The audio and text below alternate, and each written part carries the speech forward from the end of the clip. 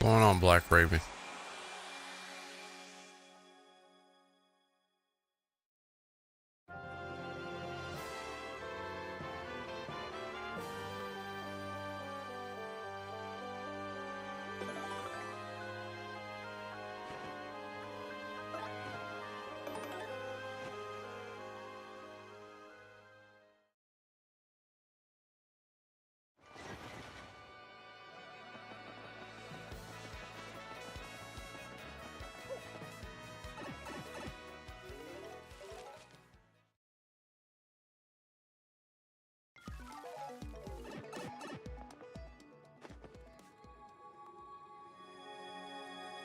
I'm okay. How are you?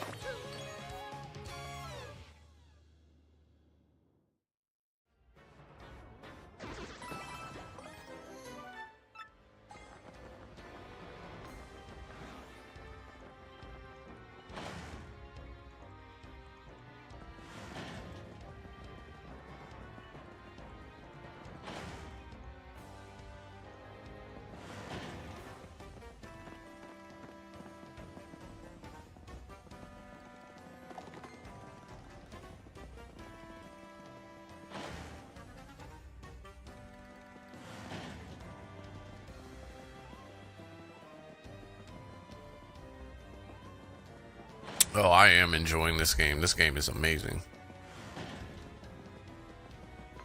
How are you today, haha PhD?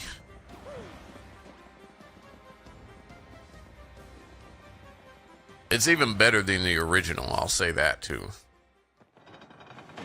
Whoops. Totally forgot I have to actually take stairs.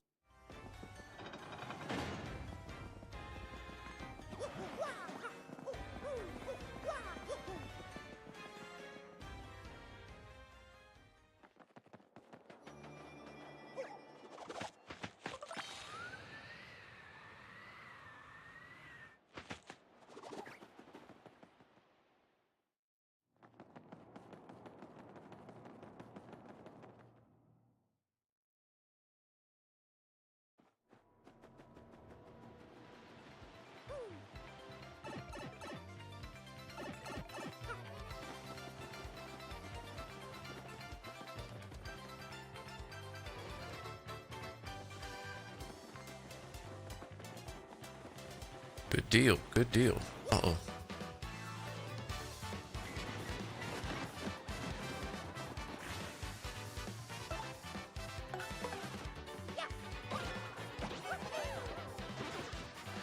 Do you have this? Oh, I'm just not even gonna bother with that. Do you have this game? And if you do, how are you enjoying it?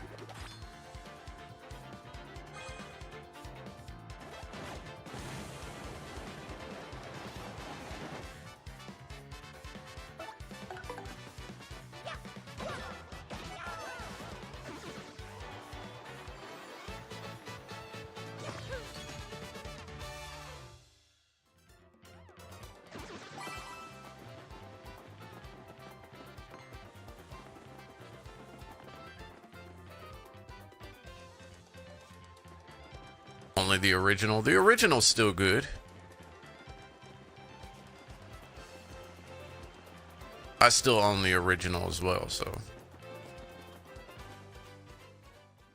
I've been watching others play it.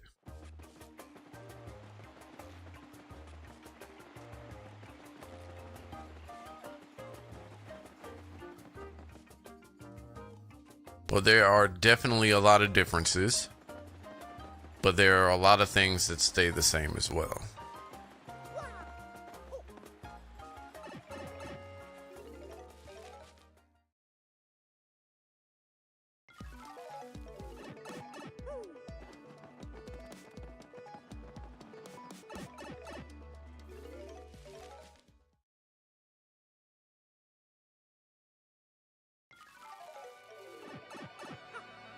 Like, I don't remember that being in the original, but I'm gonna have to pop it on.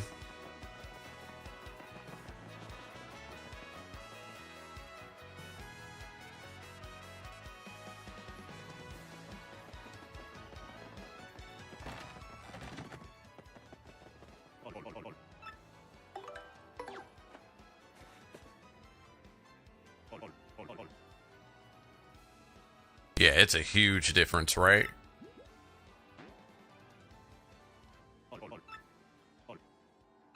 We discovered one yesterday in the creepy steeple where you can actually, instead of having to go back and forth between the Twilight Town and the creepy steeple, you can actually just warp between.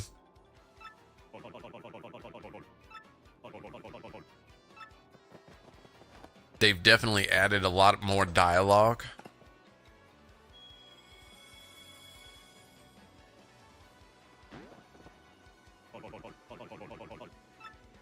Timing feels way different in this game too.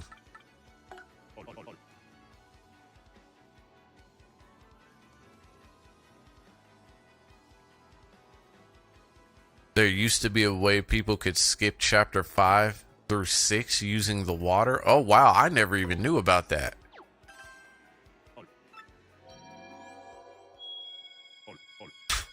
That's new even to me. I can't tell you how many times I've beaten the original and I've never even known that.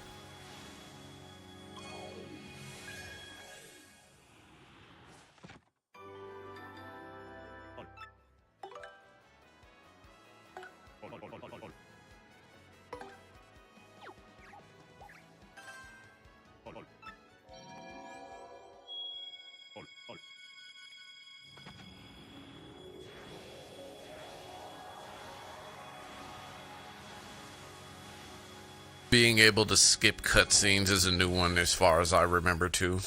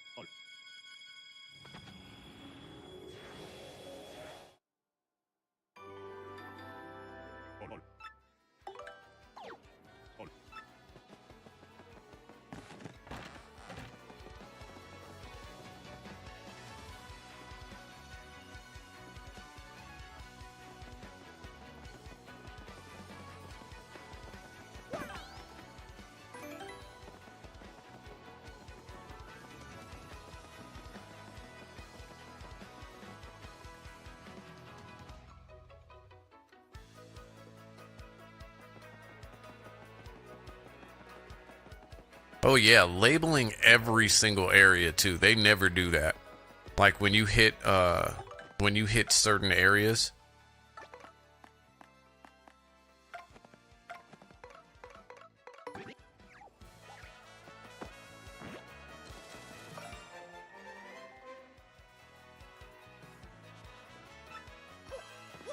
The shadow beauties, yeah, because it's supposed to be the shadow sirens. That's the one thing I noticed too. Like, why did they change that of all things?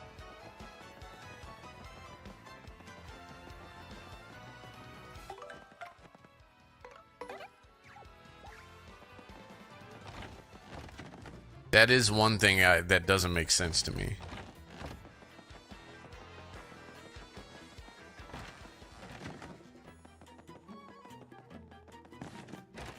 But does Beldum seem a little less harsh than normal, than the original one?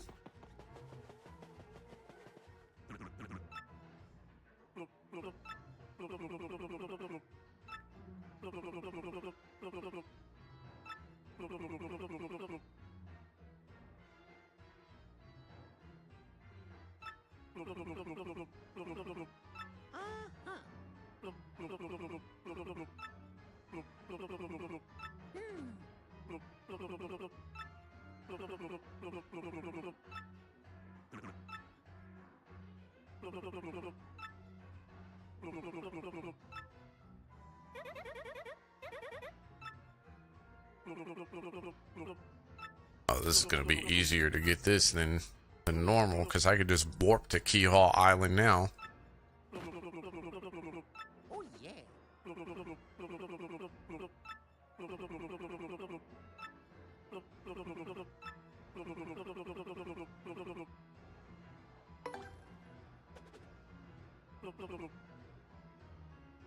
She's just as harsh from what I see. Yeah, because she punishes Vivian quite a bit, but I don't know.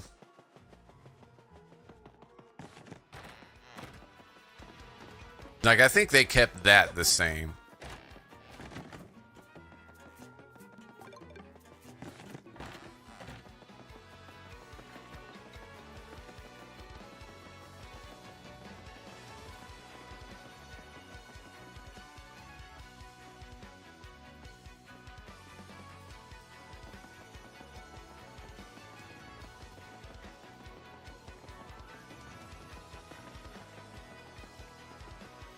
Oh yeah, this is one of my favorite parts.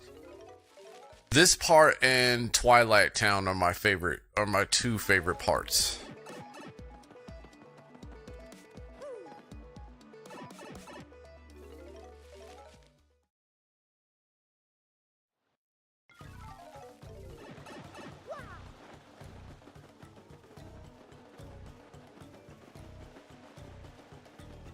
Trying to remember. I think I actually have to go deep into the forest to find them.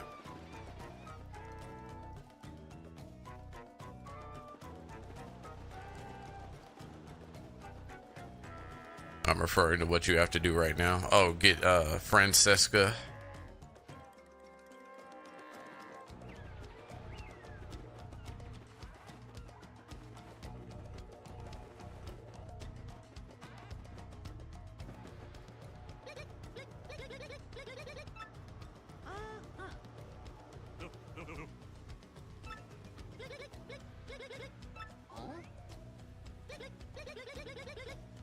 Oh yeah, that's right. She dropped she dropped the wedding ring.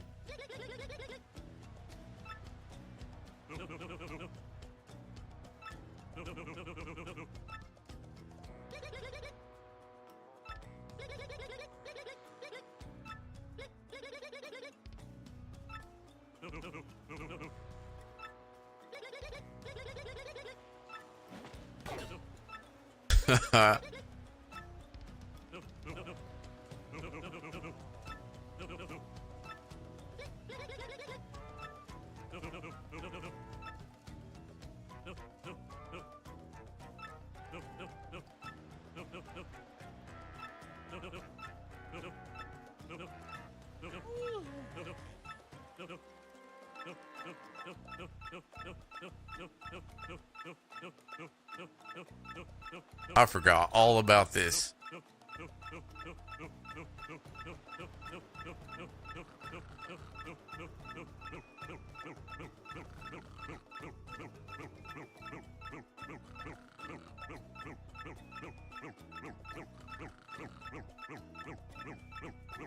Does this sound like his voice is getting slower?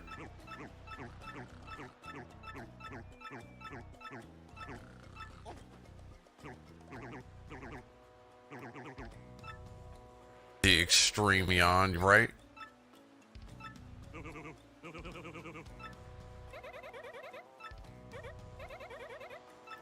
Oh yeah.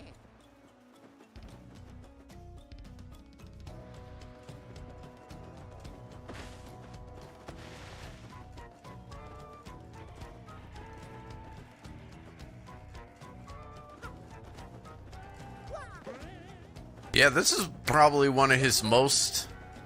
I mean, besides, like, maybe the Origami King... Like, actually, this is what defined... I think this is what defined him, This is the game that defined his expressions throughout the Paper Mario series, if I'm not mistaken. Because he was not very expressive in the original... Or in the very, very first one.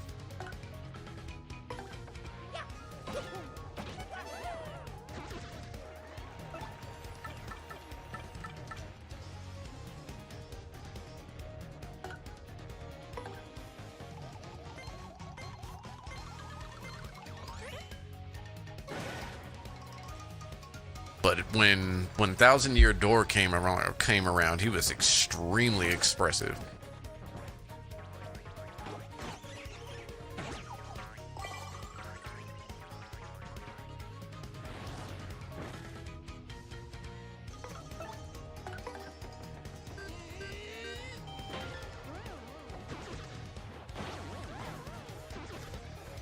Oops, saves me the trouble.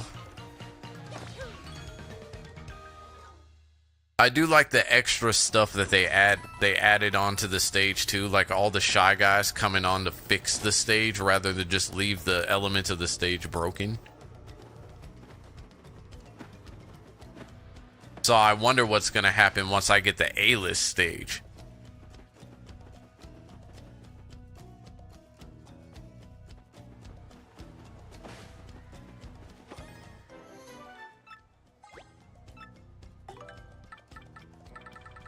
Oh, what don't I use?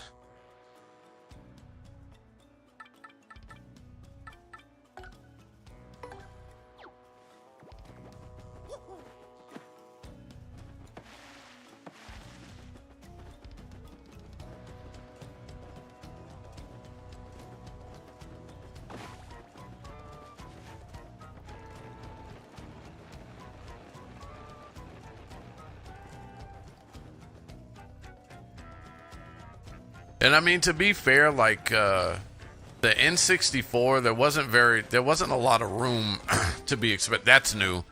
They never bothered to show you where the ring actually was, so they made that easier. They did a lot in this, but the original one, like the very first Paper Mario, there wasn't much room to show Mario's expressions. It seems like, or maybe they just didn't take those liberties.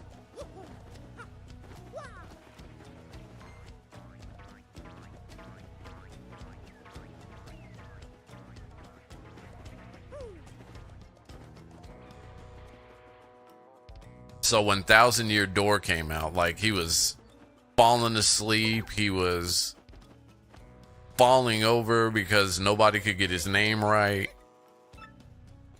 And they took that and enhanced it in this one.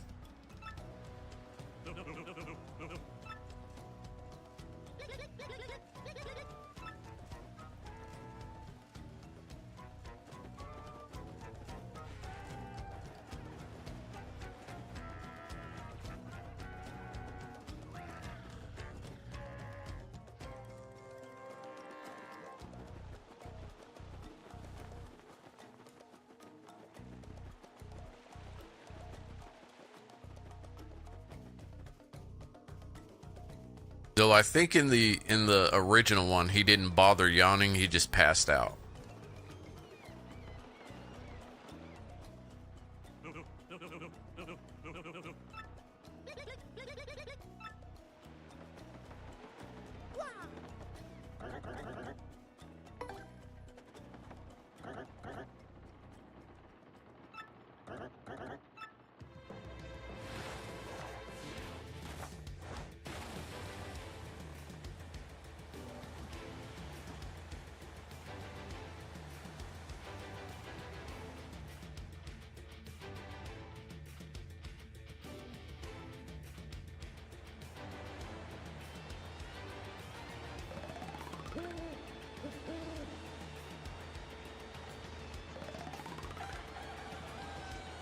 Some of the music in here is more epic too.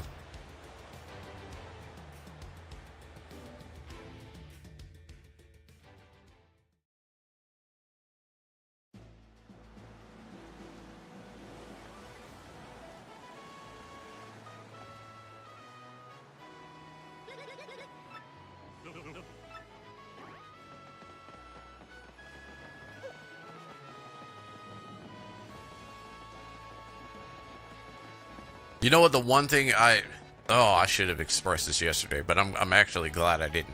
I'm glad I waited till today. The one thing I like really a lot, because I said the music is more epic, I like that with every moment that you progress, it changes the mood every time. Like, for instance, when you do like creepy steeple, when you do the creepy steeple and you what is it? When you do the creepy steeple and you lose your name, like, all the music just quiets down. Like, it becomes like a more somber tune, like, I don't remember my name type of deal. Like, they bring out more of the atmosphere in Mario in this version. Also, the back sprites.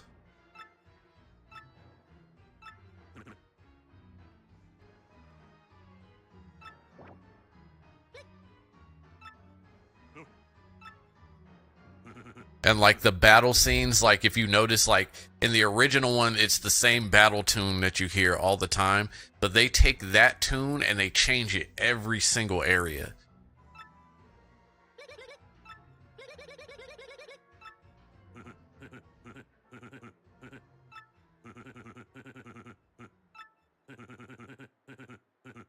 And I think the only tune that I've heard that's the same, I think the only tune, thank you for the sub. Forgive me if I butcher your name. Kabitaza? Thank you for the sub.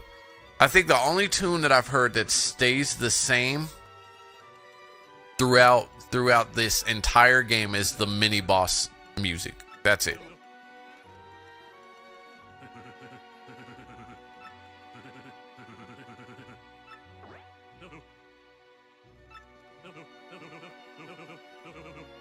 But like, they've definitely changed a lot of the boss tunes.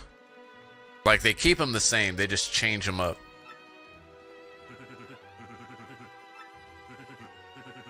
They change them for the purpose of this remake.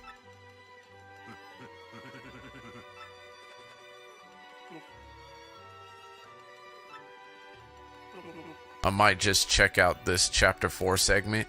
The chapter 4 segment, that's the one thing that I can't. It's a small nitpick.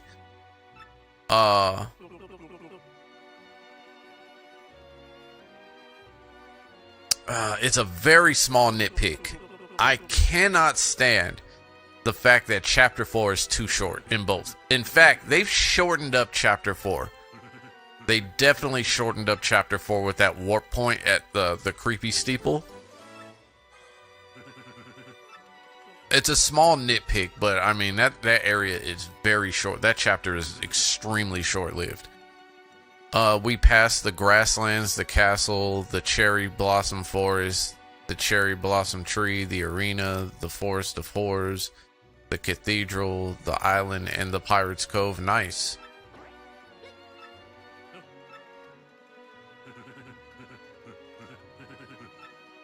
Yeah, I streamed those chapters the last few days.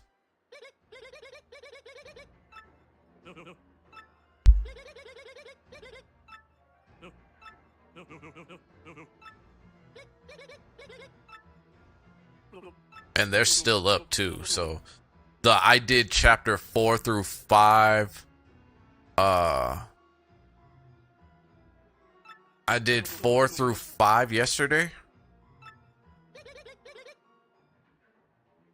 We defeated the giant squid, the dragon, the pink mech, the fighting champion, the host, the white blanket, and the the skeleton pirate. So they added a warp point. I honestly think it's good change since people, myself included, found the backtracking to be overbearing. I guess for that, but for me, like I kind of enjoyed dodging through the forest. Like I don't know, I appreciate two things. I appreciate a good snow level, and I appreciate good like scary atmosphere, I guess. So I could understand that. I could definitely understand that.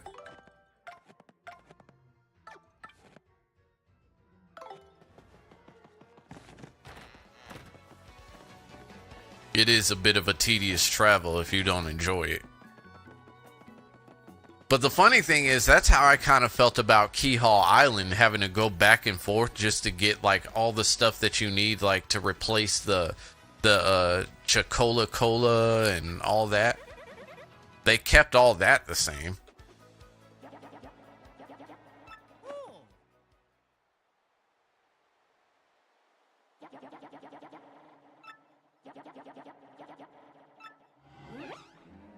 Oh, that's right.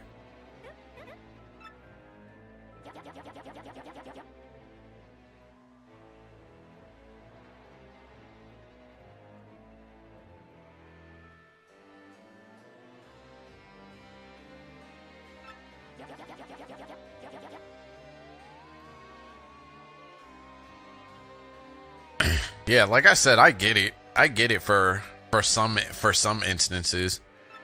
Like for me, like I said, for me, I definitely appreciate a good like scary area. Like they made this game for not only like the people who played it before, they made this for new players too. So it's like I give it up to them 100%. That's why the timing feels so different to me. Like the timing feels so different with this one because like they actually, it seems like they give people more of a chance to get the timing down than they did in the original one. In the original one, they teach you how to do the moves and then like the timing is on you. But like in this one, they make sure you master the timing. Like they do a lot out of convenience for like the newer players and still keep it good for the old players. That's why I think this is like the best. This is better than the original. Like even though the original is good, like I think they took it and made it better.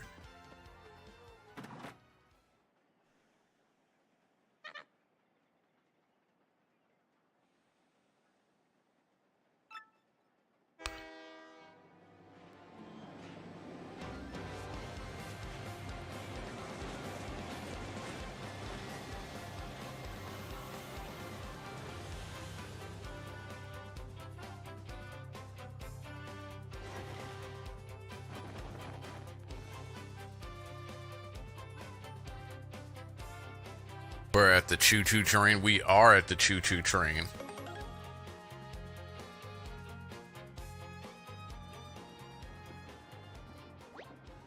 So I have a question. What would you call Smorg then?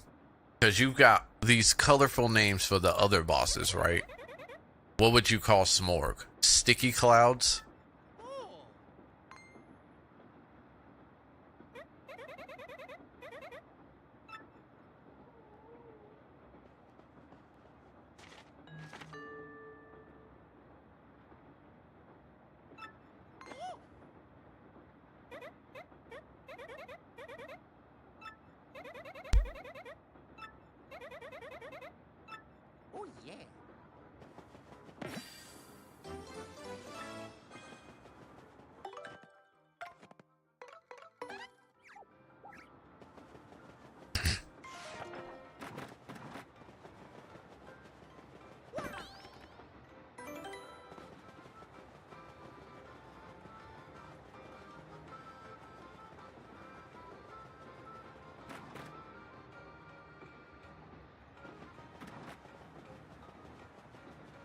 I think I have to meet everybody if I remember correctly. Of course I couldn't help streaming it. I've been streaming it the last few days.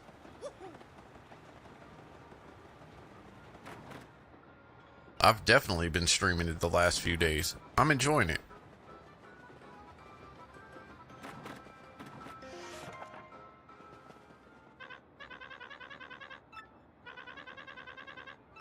How are you doing, Ghost?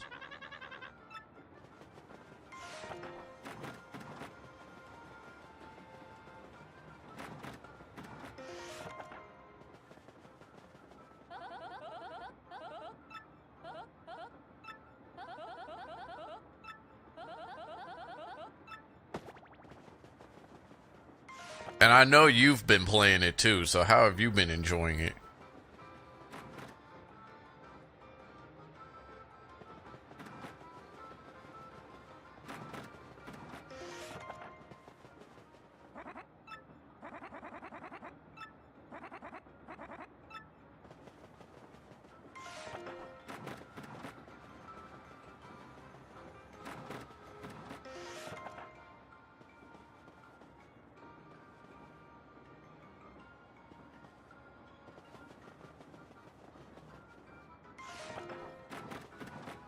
See, and that's the thing too, right? Like, because this is an elite level game.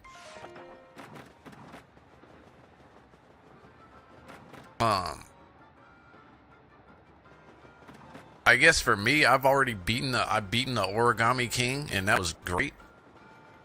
But it just doesn't, like, Origami King doesn't do it for me like this one does, for sure. I can definitely agree with you there.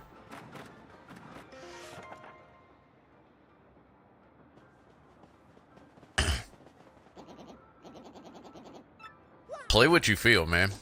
That's what I'm saying. If you think Thousand Year Door is the way to go, I would go there. I would go that direction. Cause Origami King is a lot of fun, but it's not Thousand Year Door. It's not Thousand Year Door fun.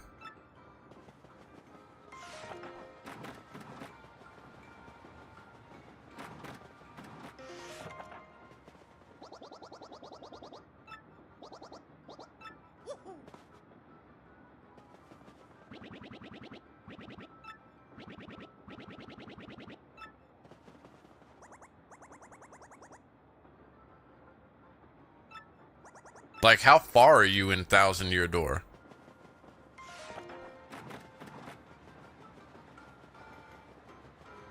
And then how far are you in Origami King?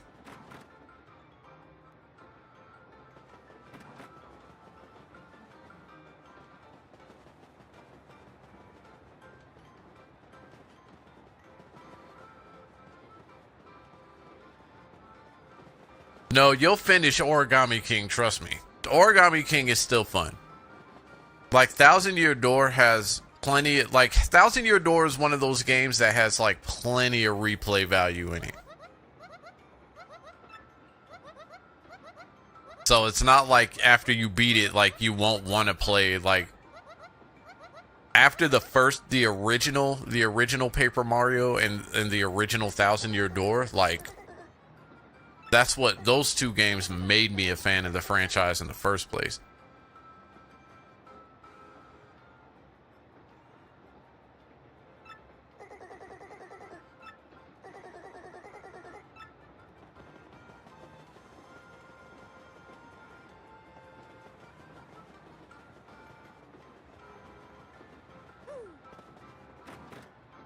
The elementals.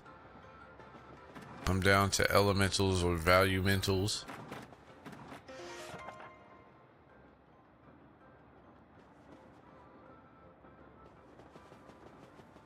Yes, they are two different games, but I don't know. Maybe I'll have to revisit Origami King again.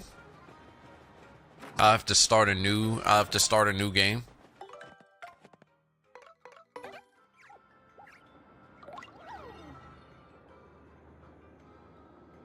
I don't think the ghost is gonna appear yet.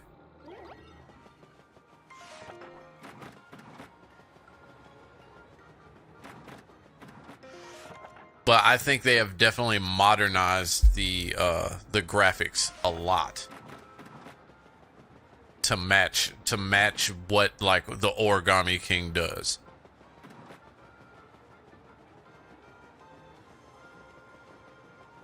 Like they definitely make everything more believable as paper. That's for sure.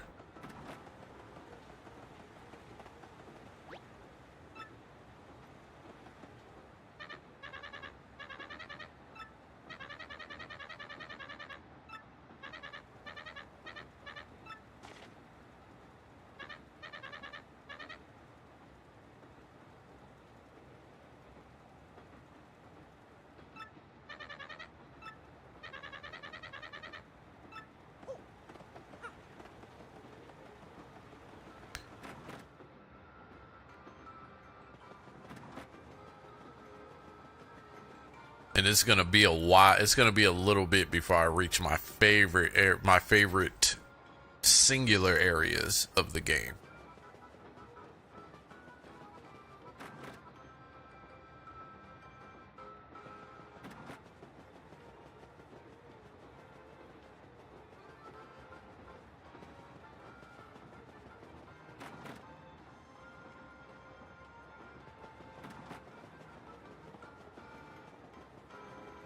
I'm really trying to remember.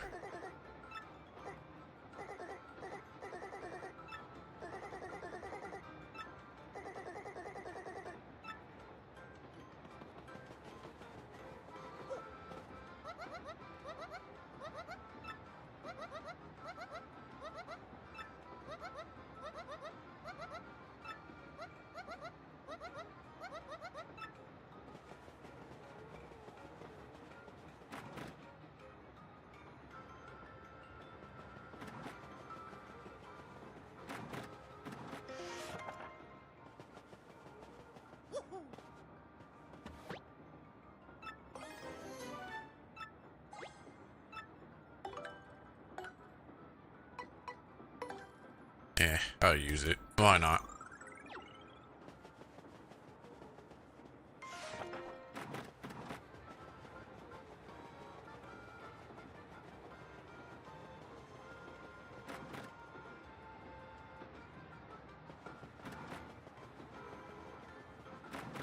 Okay, so people's stuff is supposed to start turning up missing.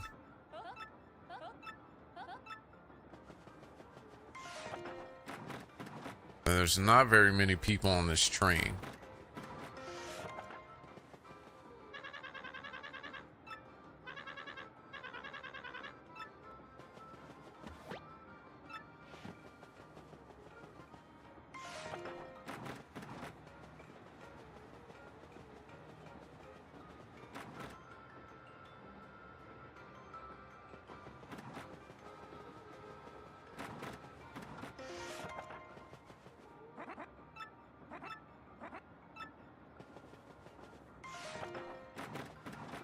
I could have swore something was supposed to come up missing, like real soon after I passed that note to the dude.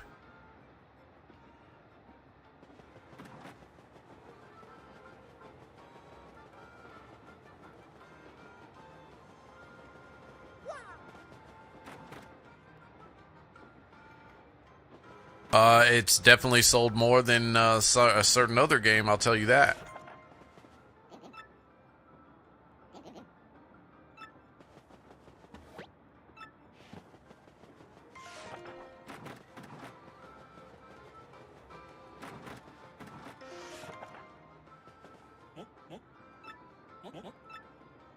I believe digitally it's done okay too, except for like there's been I think there's been a bit of a back and forth digital wise. I think there were people that said that their whatchamacallits, their digital pre-orders had gotten revoked or something. It was a weird thing.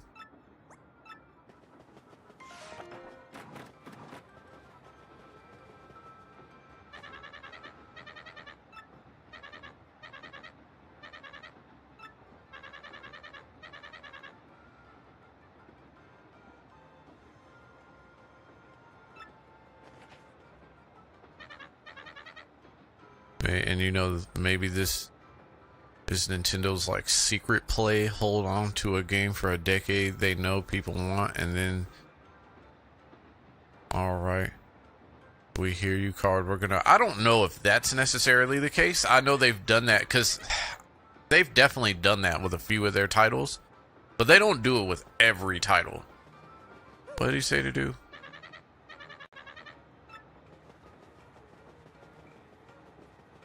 But they don't do it with every title. Like, I honestly think that, I think their formula is that they simply do it what it is that they want to do.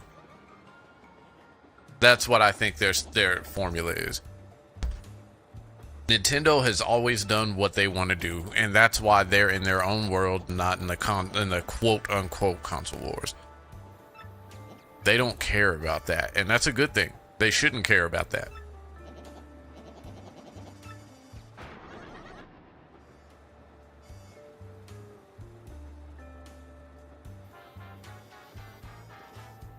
I don't know if Skyward Sword was that one though.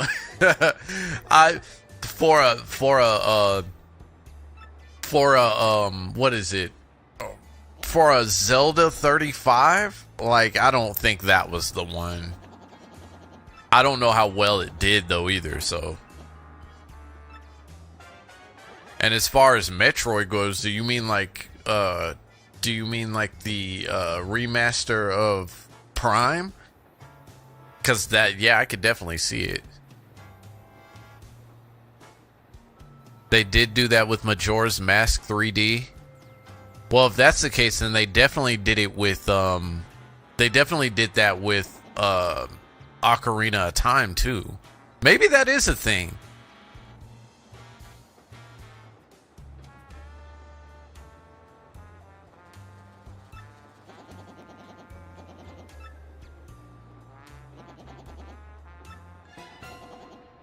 Wait. Hold on, because I think you might be onto something here.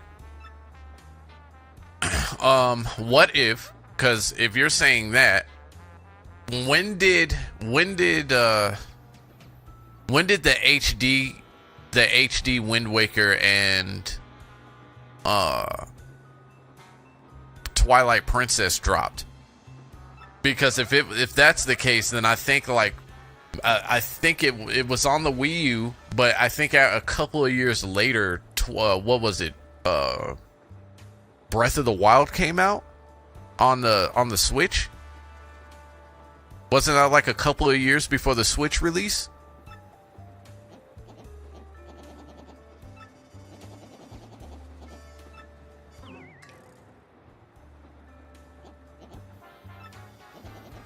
Oh, by no means are we complaining over here. Like, that's...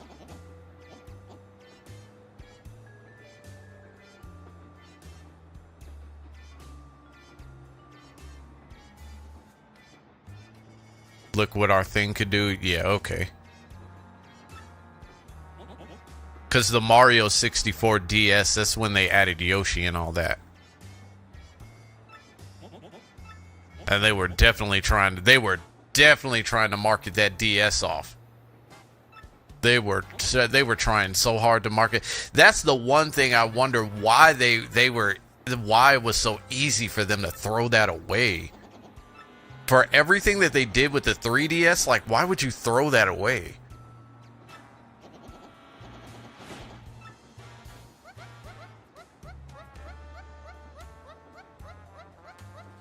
And yeah, the time wise to a release, to a new Zelda release. So from the original to a new Zelda, between the original and the new Zelda release, that's the timing I'm looking for.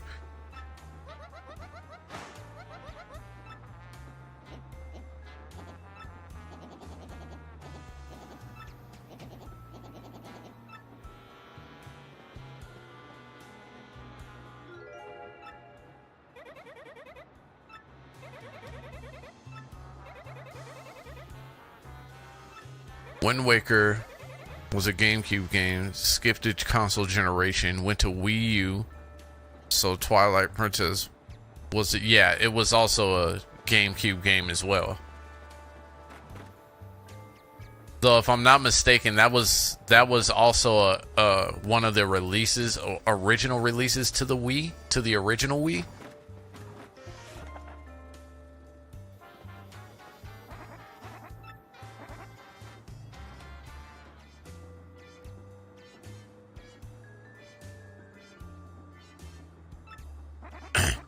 Okay, so just to be clear, I wanna find out how long after the HD though.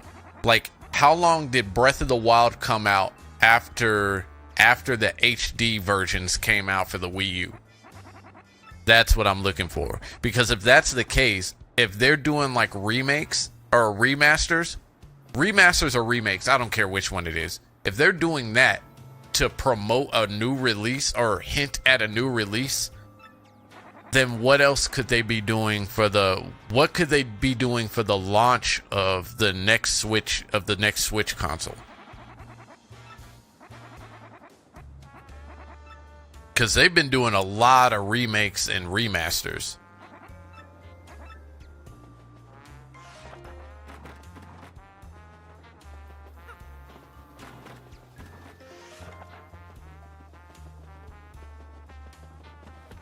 Yeah, it was a Sunset title for sure.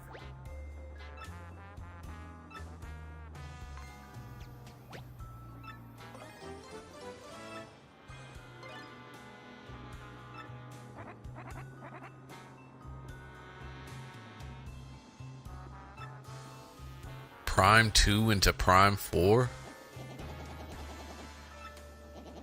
Well, I mean, they had... that's one thing I wish they would have done. I wish they would have released the Prime series as the trilogy itself and not just the one remaster. That could definitely be the play. But it's hard to tell with Nintendo. Like, it's extremely hard to tell with Nintendo.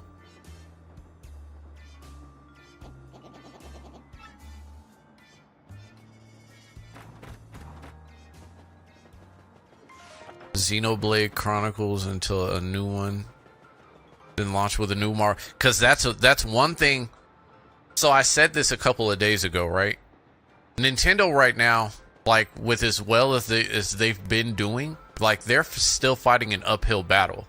Because right now we have people asking for like Metroid, because that's another part of the uphill battle. We have people asking for a new Metroid, the other remasters for the Prime series. Then they have to deal with the launch of the new console, which apparently I think is like the end of this year, if I'm not mistaken. And then worry about whether or not that's going to have a new Mario. If there's no new Mario on the launch, which they would be a fool to do, that would be absolutely foolish to not launch a new 3D Mario. Like, I think they'll see some trouble.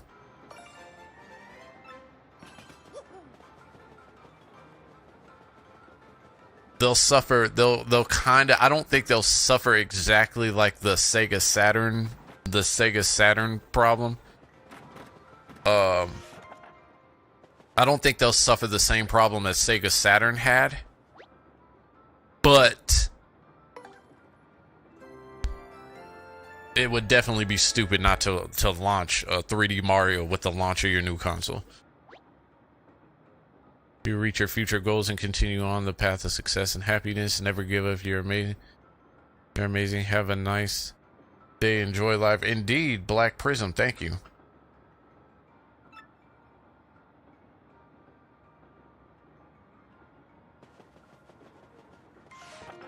Probably next year. Yeah.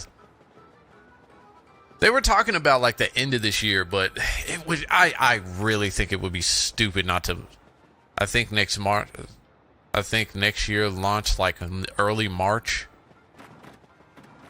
Do we think they have a new? Do we think that they have a new 3D Mario lined up for launch though? Also, they're gonna launch with a new Mario. There's no way. How long did it take us to get Mario Galaxy? That wasn't. I could have swore that was a launch title for the Wii. Was that not a launch title for the Wii? I could have swore it was.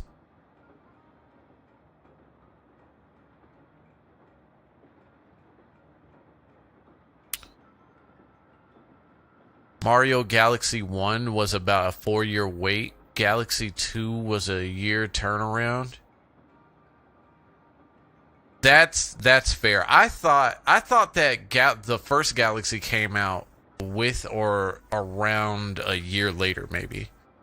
I don't know. But back then we had Wii Sports too. We were whacking each other in the face with the nunchucks.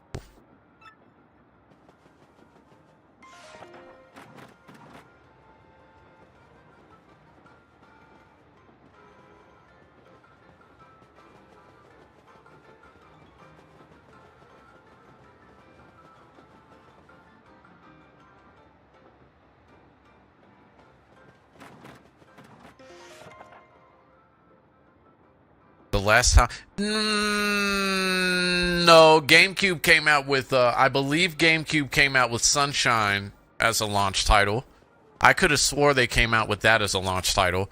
It was that, or maybe I'm crazy. Maybe I'm crazy.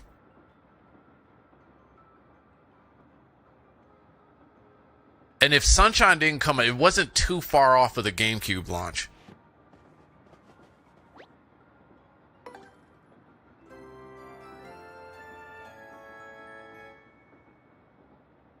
I could see them porting a Smash Bros. I don't think they're going to work on another Smash Bros. For a while.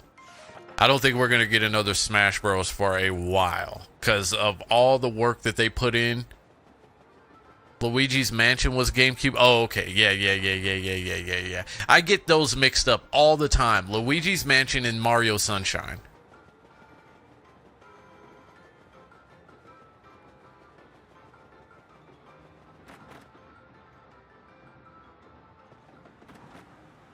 Sunshine was pretty quick. Sunshine also wasn't received as well as Mario 64 either, and I guess I could kind of understand it, but like for anybody that's like a Mario fan, like you like anybody that's a Mario fan should know they're never gonna get the same Mario out of any Mario game that you play. Mine is like Galaxy maybe. You'll get like the same elements maybe, but you won't get the same game out of your 3D Marios. Or even before the 3D Marios. Like every Mario they changed something.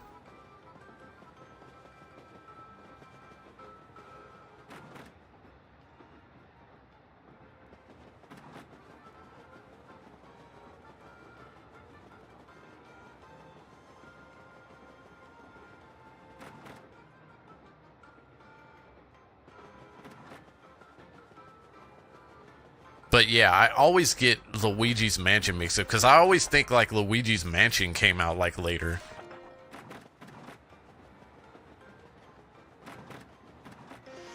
Where is my detective friend? That's who I need to find.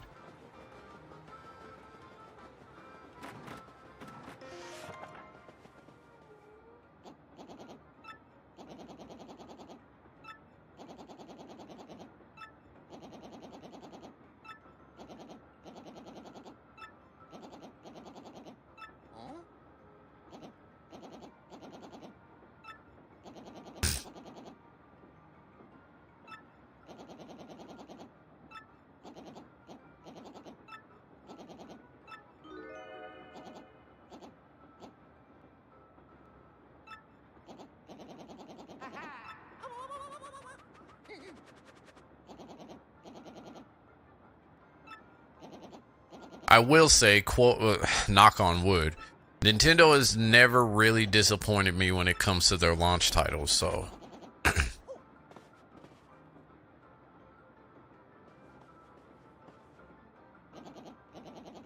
Yeah, everyone was mad because they were waiting for Mario and got Luigi's Mansion. And then Luigi's Mansion turns out to be like a really good game, so. Like, that's the same thing with like how their reception was for like Toon Link when they came out with Wind Waker, and it turned out to be one of the more darker titles for a Zelda title if you played through it.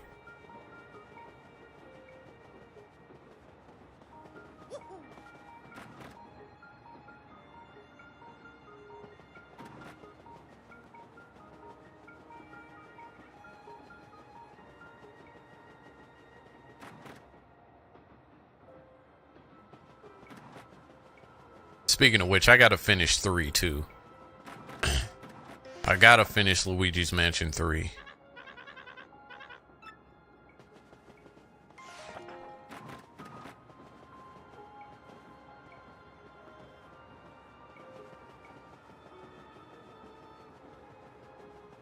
I could definitely say this, that maybe that's where the strategy comes in, because they know their games take a little while to marinate with the public, and so then they decide to bring it out again 10 years later with like a different generation and a different with a different generation who's never gotten to experience the same thing that we got to.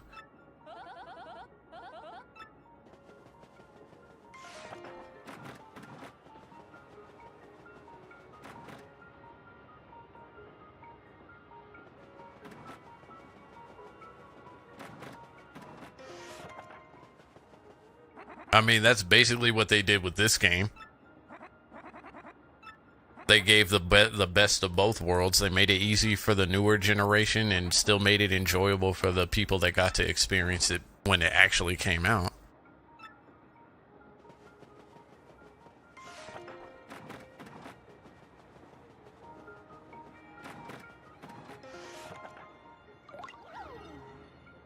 I think somebody has to give mention of the ghost first.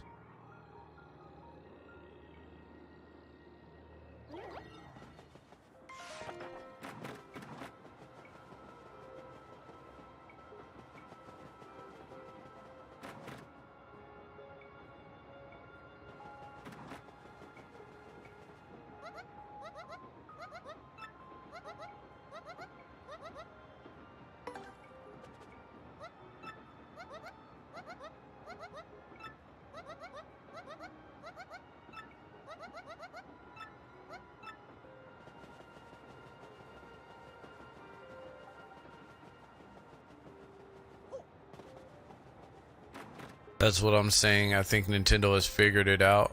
Game development wise, I guarantee we probably won't get a new huge Switch title that's original till the new system. Which would be smart on their part, because like they'll be so if Nintendo does that, they'll be the only system that can actually age out the original Switch and have no problems. Which they've been able to do that in the past, so it's not like we'll have like the same like Xbox and PlayStation problem that the same problems that they have.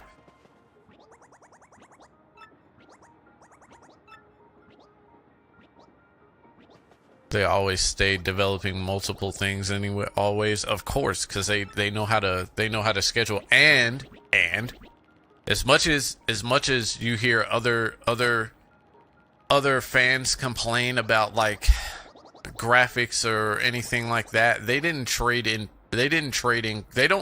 quality for pretty. Like, I think FPS is important, but I think that's like a very small aspect of what makes a really good game. And I think Nintendo understands that too. And I think that's a lot of the reason why they don't listen to people. Because they're just like, if we spent as much time listening to what it is that people are complaining about, then we would never be able to stick to actually innovate and stick to what it is that we do.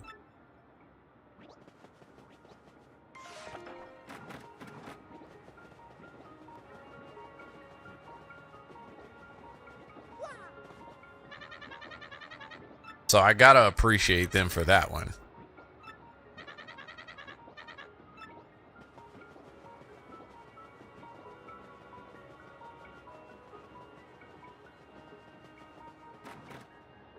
Oh, that's right. I actually have to talk to everybody here.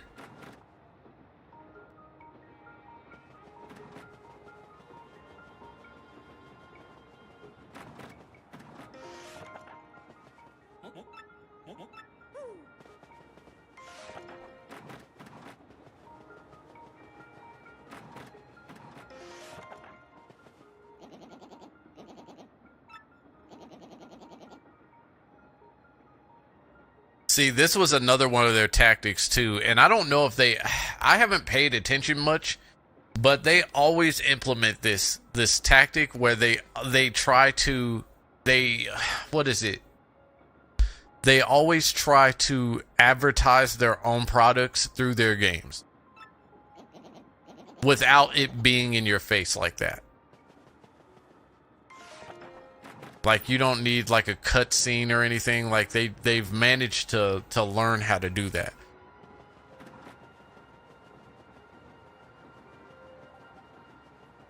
Like the Game Boy Advance SP.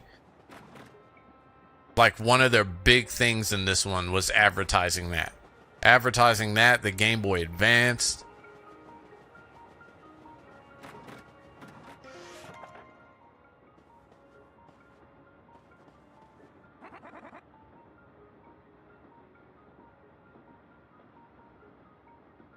They accidentally discovered this during the sunset twilight. When they sunset twilight, maybe. Or maybe they always had it in them.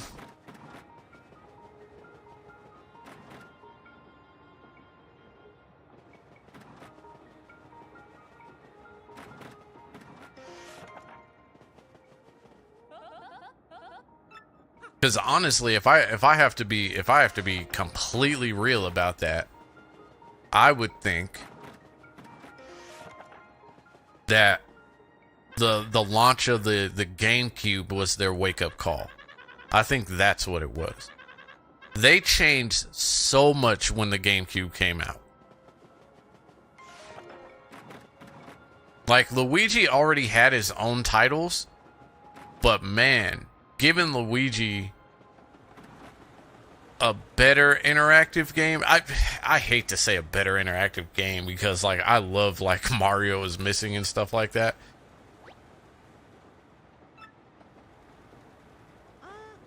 But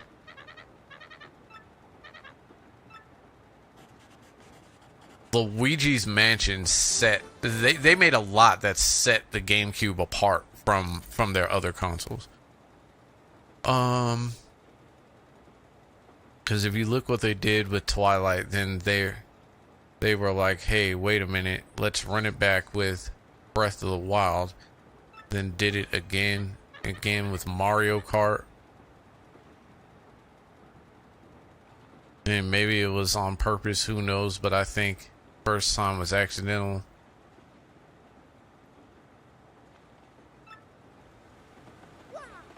Like I said, I think GameCube period was their wake-up call. And the game, look at the life cycle for GameCube too. GameCube actually did not last very long.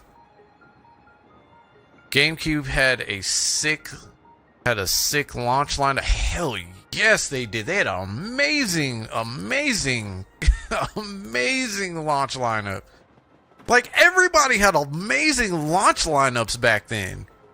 Like, that was like the greatest era in gaming right there. Like, period.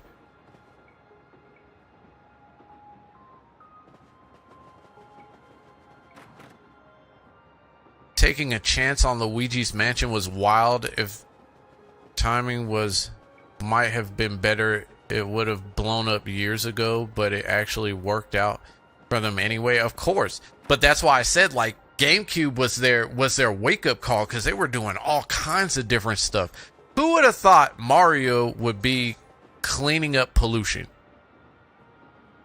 with a backpack that sprayed water? Here's another one. Here's another one that I don't hear people talk about often. The Crystal Chronicles was probably, like, I don't care what anybody says, Crystal Chronicles is probably one of my favorite Final Fantasies. Just off a premise alone. Besides maybe the Vita was only under the Vita. I feel like the 3DS got the Vita treatment. And would I be wrong in saying that?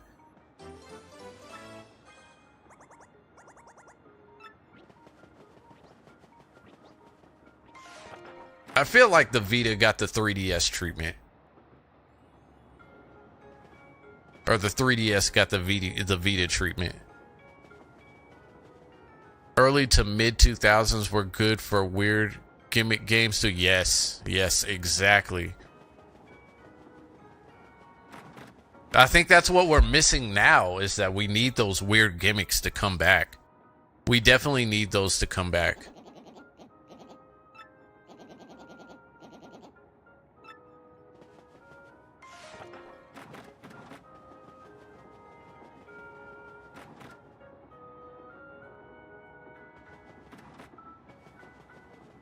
Like, and then not to mention, not only that, but then you had all the games on Game Boy Advance.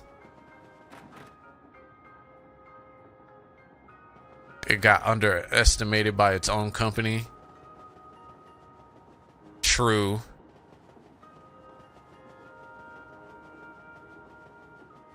That much is very true.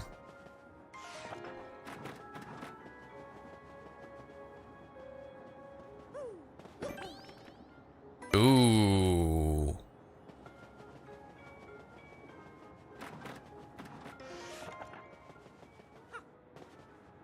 There's a lot of sequels we're waiting for. But that one, hold on.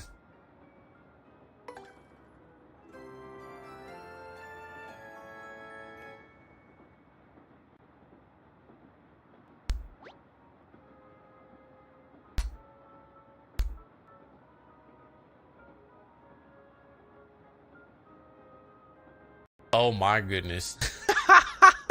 I remember this. Yes.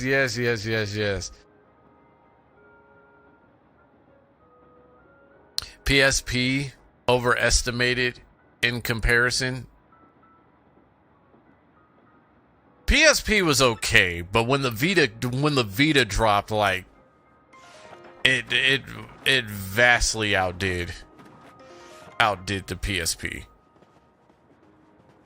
PSP was one of those handhelds which was just like, it got you excited, and then all of a sudden you get it in your hands and it's just like, this is it.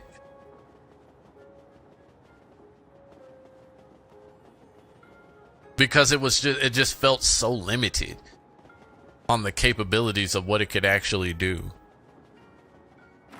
But like the Vita could do everything. And still works today. That's crazy.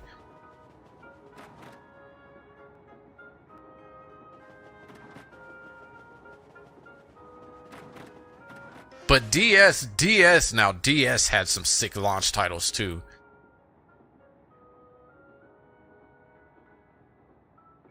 So it's crazy because if the Vita had the PSP games, it would have done better. But it had better things. It had better qualities though.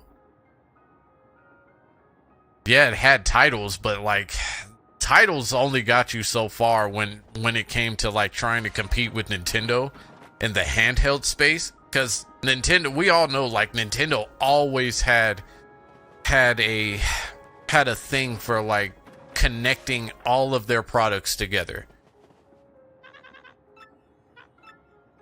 So what I was saying is like all the stuff, like all the games with the Game Boy Advance and the SP, and then being able to play the Game Boy Advance games with like, even though you had to turn your GameCube into like a transformer to do it, but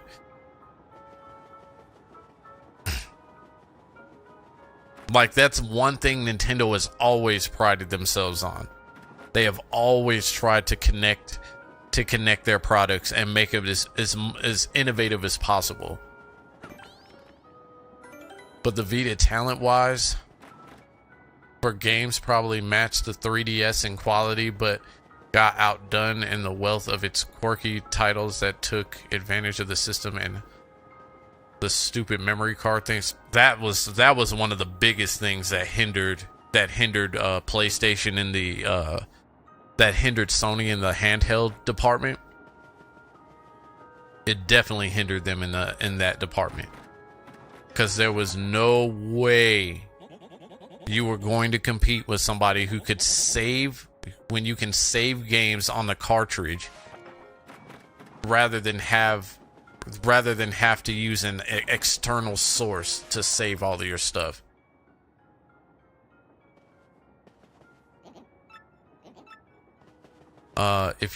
If you match a lot of main 3DS titles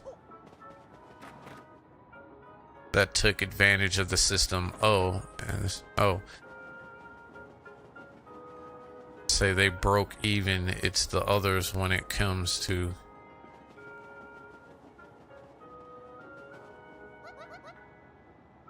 I think with the Vita they were definitely trying to match Nintendo with the we can connect our stuff together too. I think that's what they were trying to do. Like, I think Sony has always known like Nintendo was gonna be like a thorn in their side in some way, shape, or form. And they just couldn't figure out why.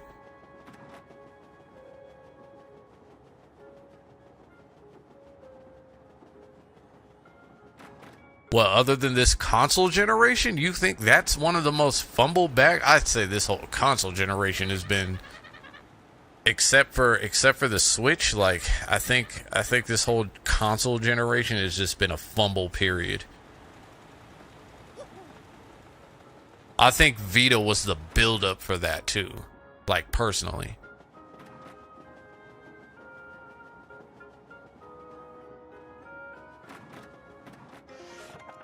I feel like I'm missing something, and I don't.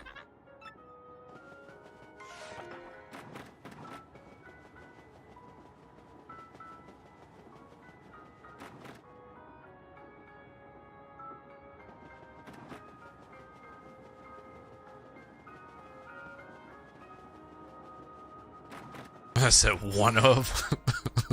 I don't think it's one of. I think it was a lead up to like the biggest fumble.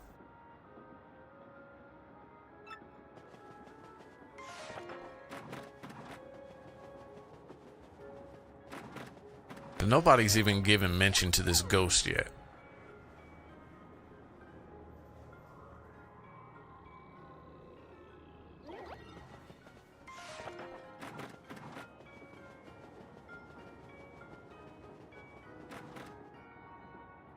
I think I need to talk to the back cart guy if I remember correctly.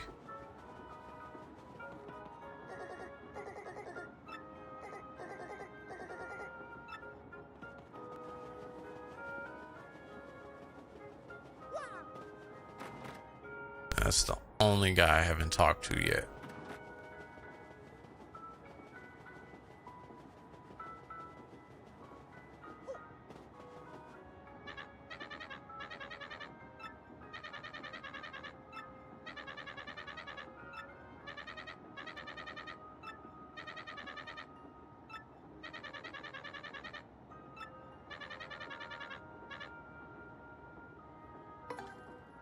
Yeah, I thought so.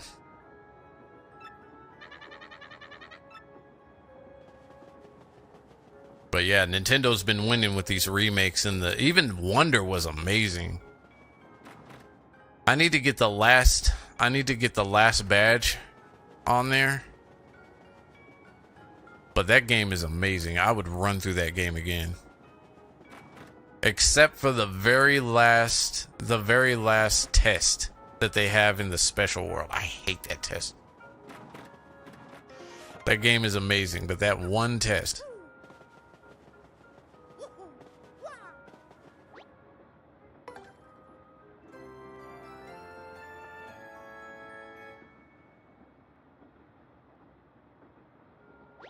Is that not? Oh, I think I need to talk to him again. That's right.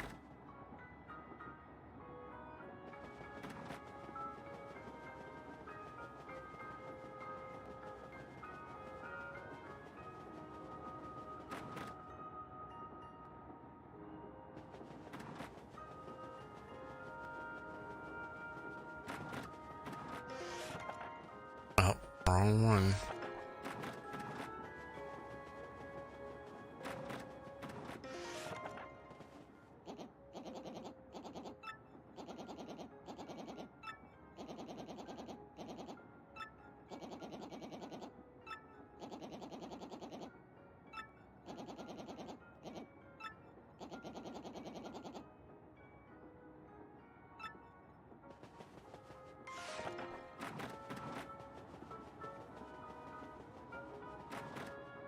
I think gaming history-wise, when we look back at that point in history, it's going to be such a why did Sony do that moment, among others.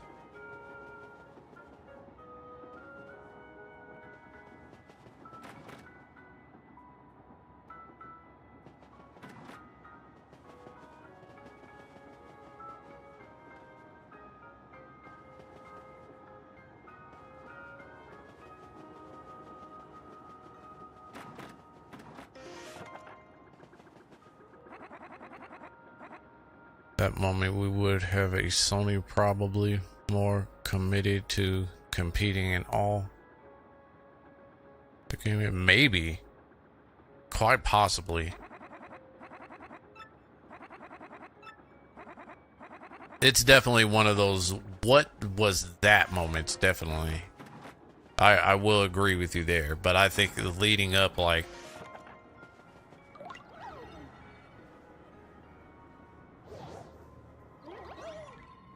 I think if Nintendo has a really good launch, if they have a really good launch of a new console, I think that Microsoft already has to look at themselves in the mirror. But I think Sony's really going to be forced to look at themselves in the mirror finally. I think they're finally going to be looking at themselves in the mirror and asking, like, where is it that we're going wrong? And they're going to have to really study Nintendo. Like, there's a reason why Nintendo has lasted this long. Like, they're over 100-year-old company. Well over 100-year-old company. For one.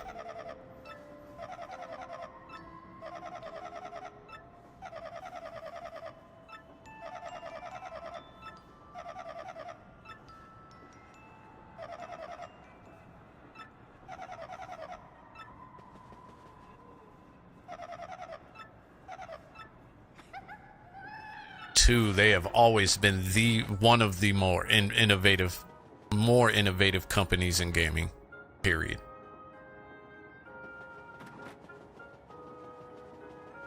So much so that when the Wii came out, that Sony had to bring out, what was that thing called? The Magic Wand to try and compete with it. And then Microsoft made what, the Kinect after that? Like a couple of years later.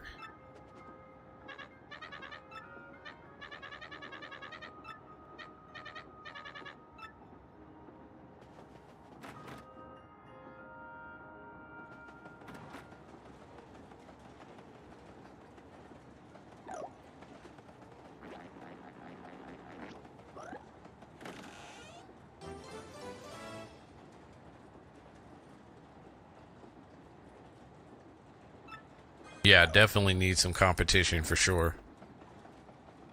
I would agree with that. We definitely need more competition. I would take games with less. I'll take games with less cutscenes for one.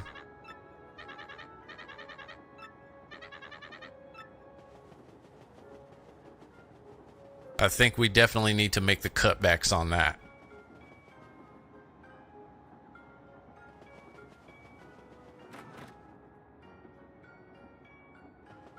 I think basically it comes down to Nintendo is fearless and they are not afraid to take L's. They're definitely not afraid to take L's. They're not afraid to take chances. And they don't care about people's opinions like that. Like, I think they do to an extent, but I don't think they do to the extent that other companies do. And I think that's where a lot of gaming companies mess up now, is that I think they spend so much time looking on the internet and then they're not even paying attention to the right things either. They're so busy looking in the wrong places when the answer is clearly right there in their face. Who looked at the PS3 and 360 and was Actually, I think we need a less powerful system that appeals to everyone and is... You got me on that one.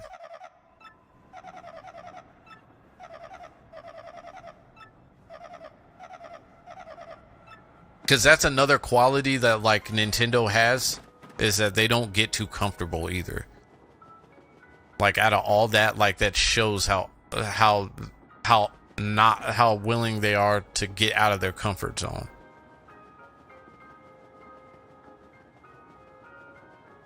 Like, you can't be fearless and be in a comfort zone. It doesn't work. Well, then here's a better thought process too. Who looks at the same aspects that you just listed off and says, "Hey, let's do all of that stuff that the Kinect does and separate it and sell it separate at high prices."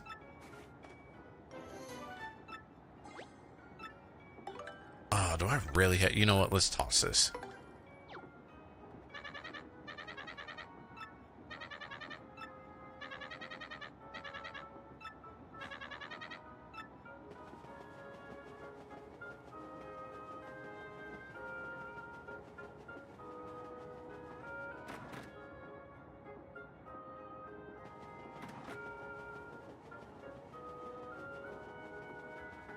That's Nintendo. That's the embodiment of how they work. And I think that's what we need more of. I think if more people were less afraid to take those risks now, like, I think, like, we wouldn't see all of these we definitely wouldn't see all of these layoffs. That's for sure. I think we would still have layoffs. I just think there will be less of them.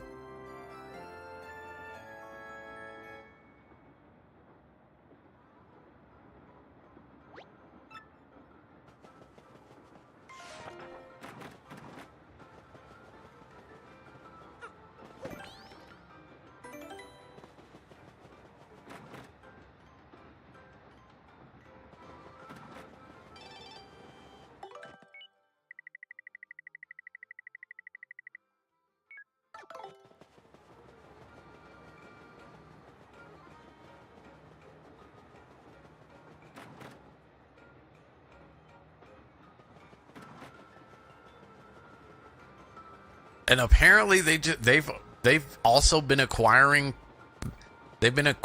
companies too. And we didn't well, at least I didn't know about it.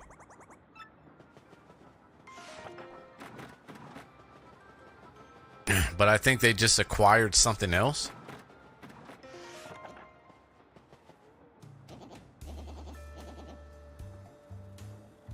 Like, who looks at the portable market, make a 2-screen touch portable and say, actually, I don't know, the Vita is killing us right now, but you know what we need? Brain teaser crossword games.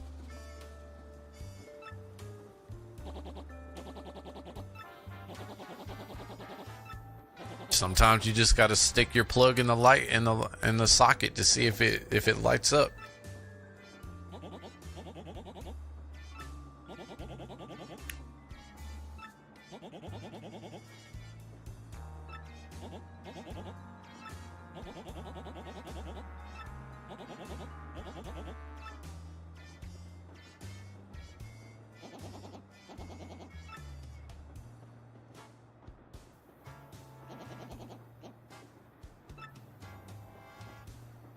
They haven't made any more of those ever since, though, right? If I'm not mistaken, they stopped making those. I haven't seen them in rotation.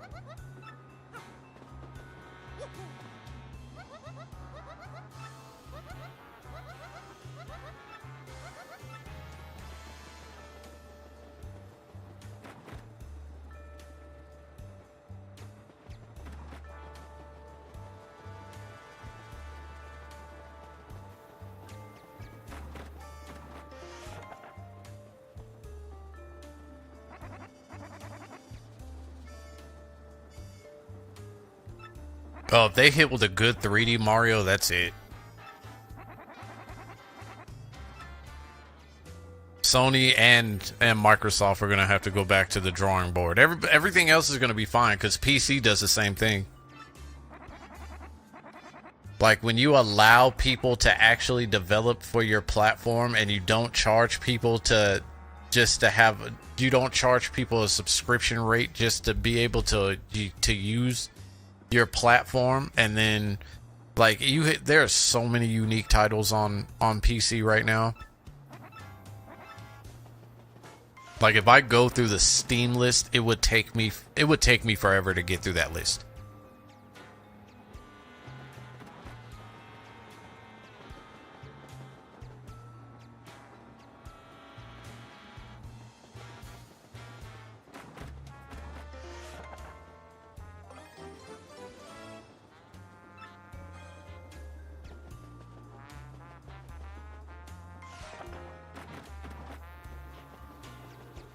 Yeah, they do show that. Like I said, knock on wood.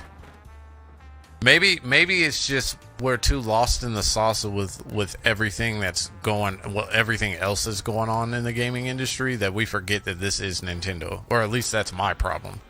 That it is Nintendo.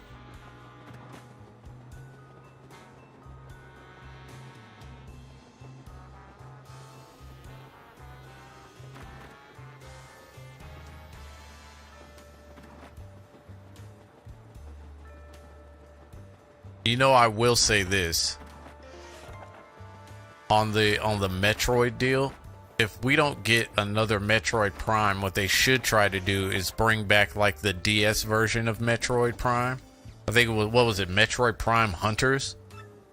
Like, at least that to kind of hold everybody over, because that wasn't a bad game.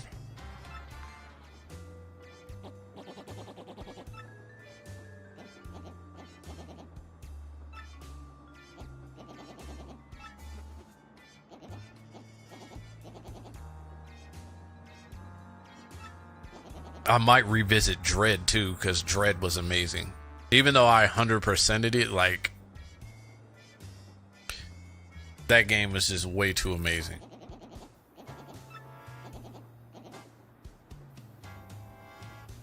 It exists.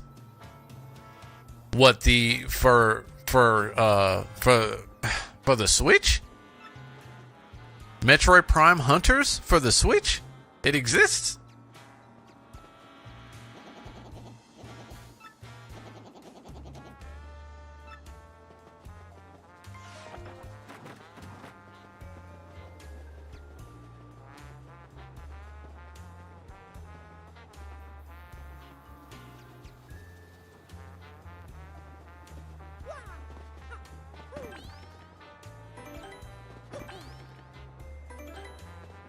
Federation Force? Prime Hunters General? I'm gonna have to look on the Switch list for that.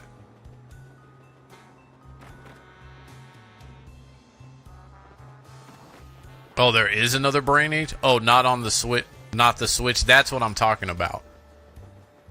Like, if they brought that to the Switch,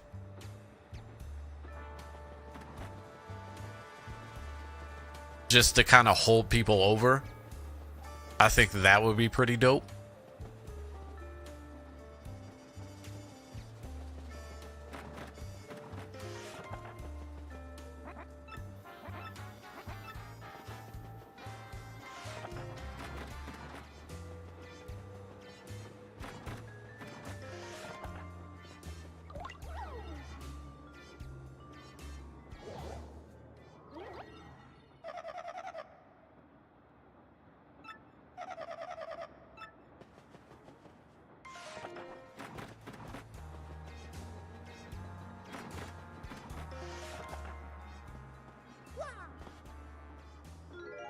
I don't know.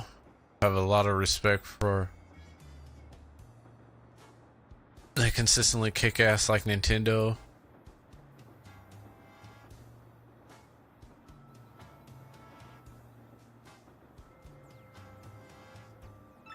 And yet they have one. And yet they do have the Dark Souls 1 remaster, so, which it may not be as quality as like the other remasters, but it's still fun. But you know me and From Software too, like, I always have a bias.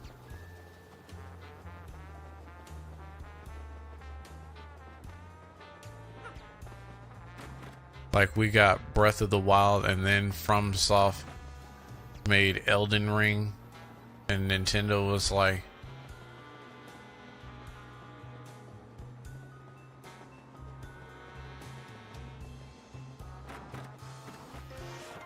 geez, I keep going to the wrong direction.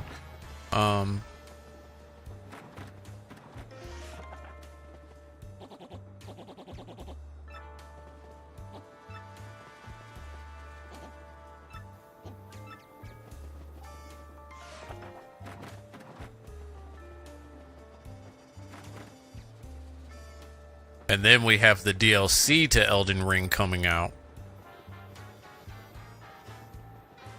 You know what's amazing about both is that neither one of these people, neither one of the heads are sitting there. Neither one of the heads are sitting there scratching their heads on how to be successful. They just do their own thing. I like that.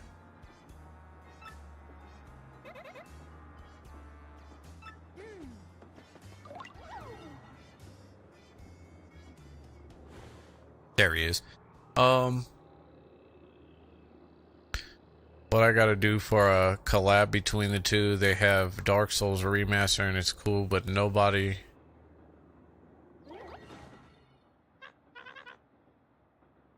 was like, yeah, this is exactly what the Switch needed. It was already a great system.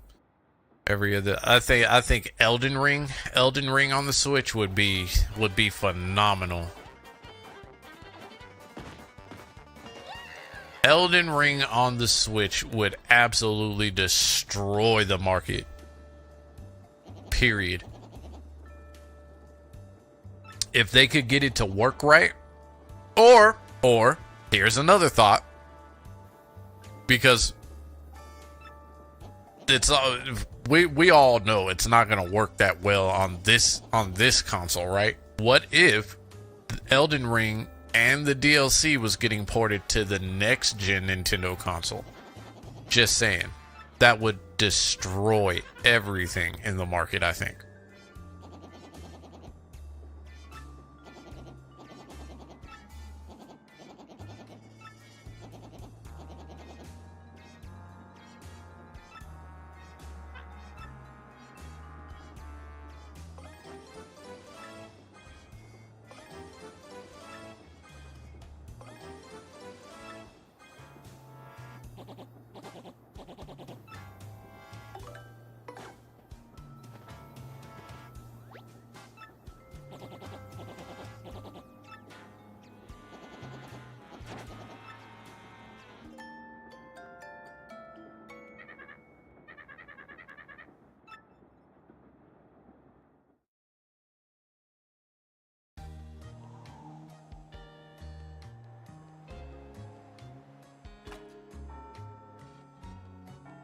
Keep in mind what happened with Mortal Kombat when it came out on Switch. Yeah, that game was very janky. Extremely janky. That's why I said, like, I don't think Elden Ring would work on this particular console. I think if their next console is good, then they will absolutely be able to put it on. They'll be able to port Elden Ring on it if it's that good. I think the one thing the Switch has that it could learn from is that it could definitely stand to learn from. It could definitely stand to learn from. What is it? The Steam Deck, the Steam Deck, and the other handhelds that's come out. I think if Nintendo Switch, if the new console takes from that, there's no way they can't port it. Then, of course, it's going to be very thick. It's going to be thicker than what we're accustomed to.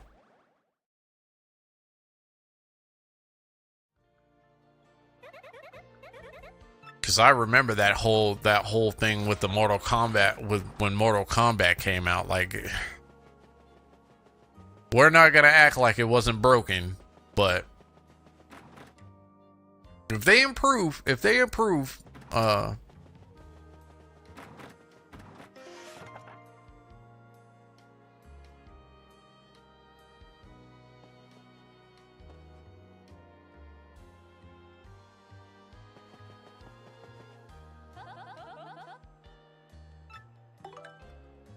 indeed, we are at the train station.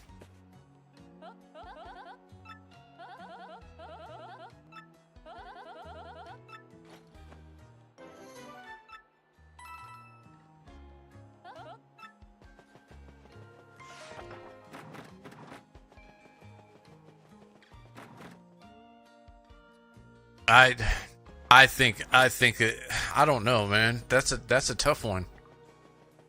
When you say Elden Ring is better, like in terms of graphic wise, or are you looking at everything as a whole?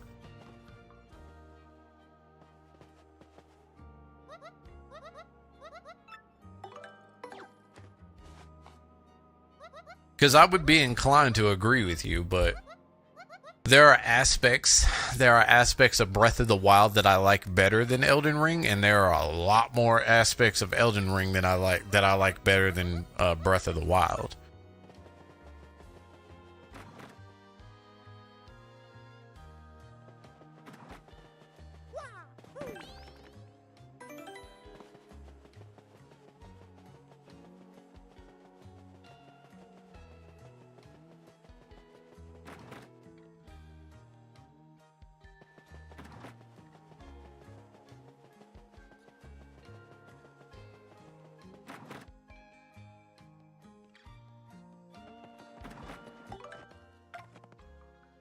I think as a whole, Elden Ring is slightly better. Only slightly, huh? Ooh, man.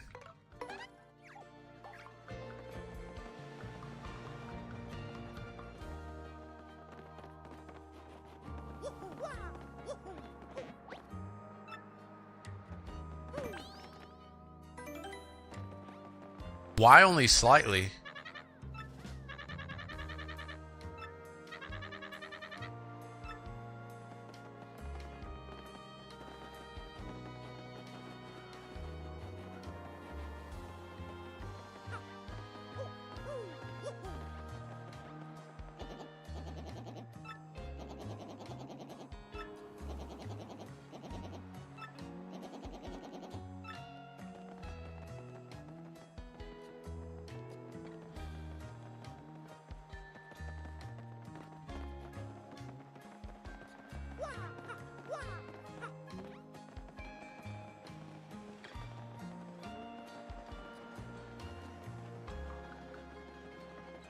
I think Tears of the Kingdom gets really close, actually, just not quite there, but that's like saying I really love ice cream cake, but the cheesecake is over there, and it's slightly better, so I guess I'm just gonna have a good day.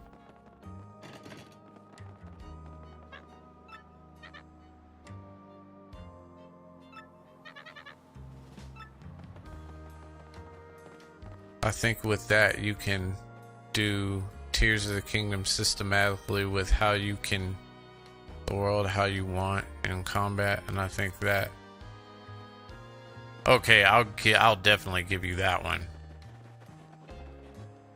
cuz in terms of like other bosses, like Elden Ring isn't so linear, but when it comes to its main bosses, Elden Ring is very linear in that regard.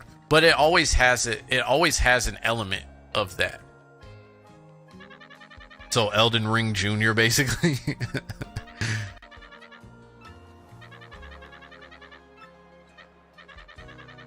Their games always have an element of some kind of a linear boss pattern. But other than that, like there is so I would argue that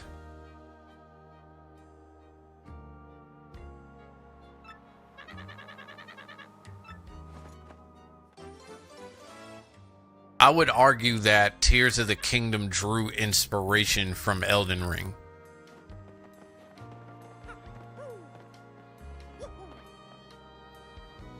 By adding the underworld.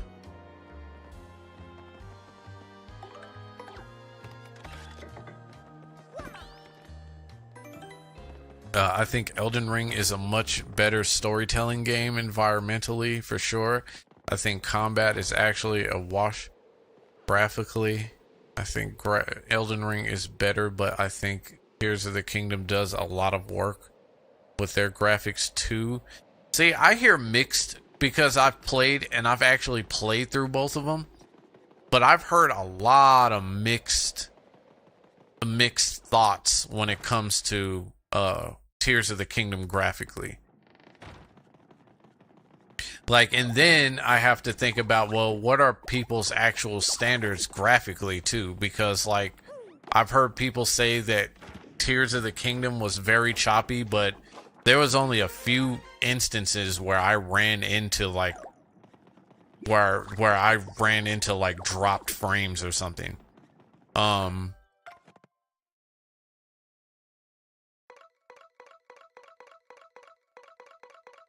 don't know. I think Elden Ring strength over Zelda is definitely its storytelling just can't be beat, but I think both these developers looked at each other and was like, damn, I just hit my cap to you. Yeah. Because they're both used to doing their own things. Like, From Software is the only company where people will say, make this game easier, and they'll say, yeah, whatever.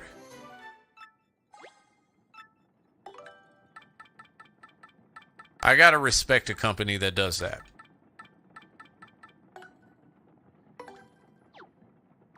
Like us talking.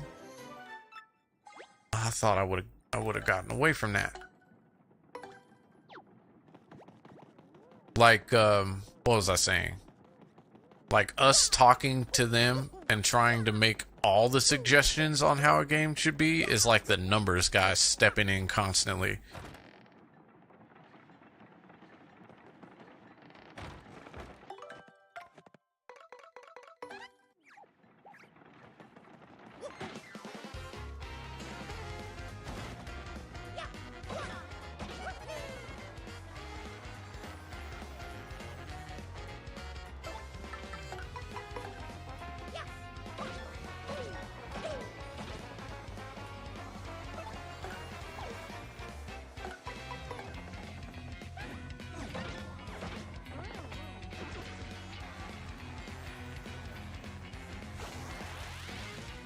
Oh, I'm not touching that guy.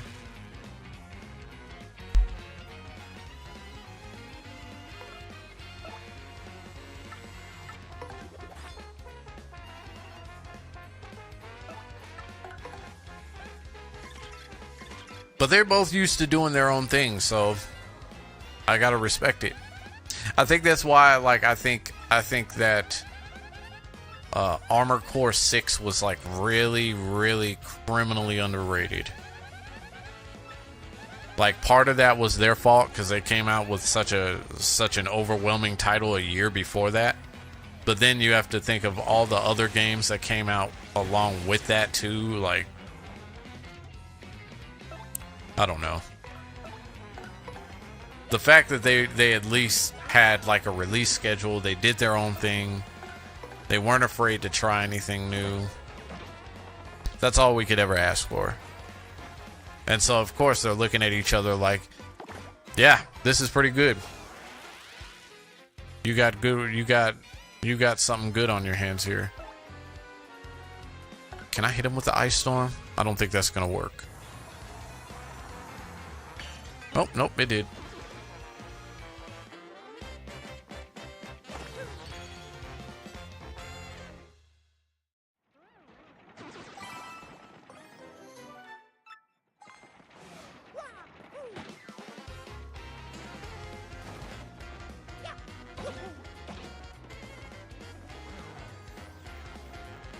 Oh, this is where I get the other boots at. Nice. I think, if I remember correctly.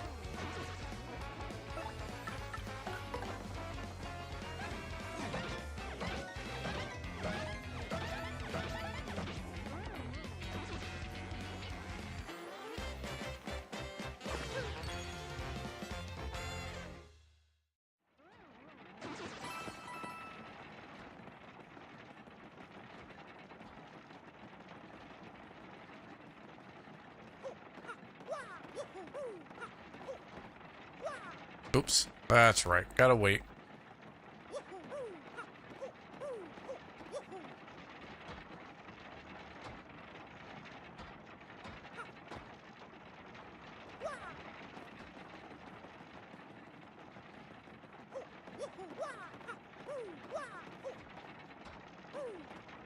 Oh, that's right. I need Yoshi. I need Yoshi for this one.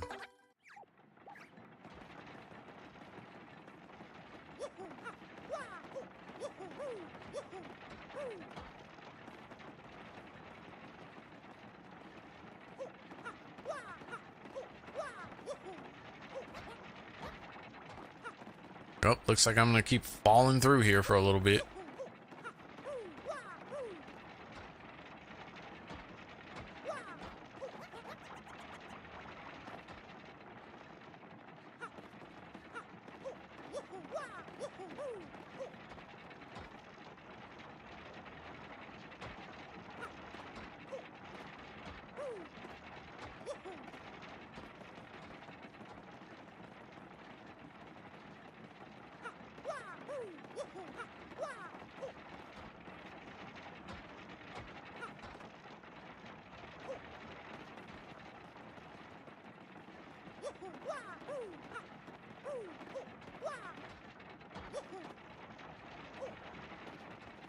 You know what? In my mind, I said, stop and learn the pattern. And I completely biffed that.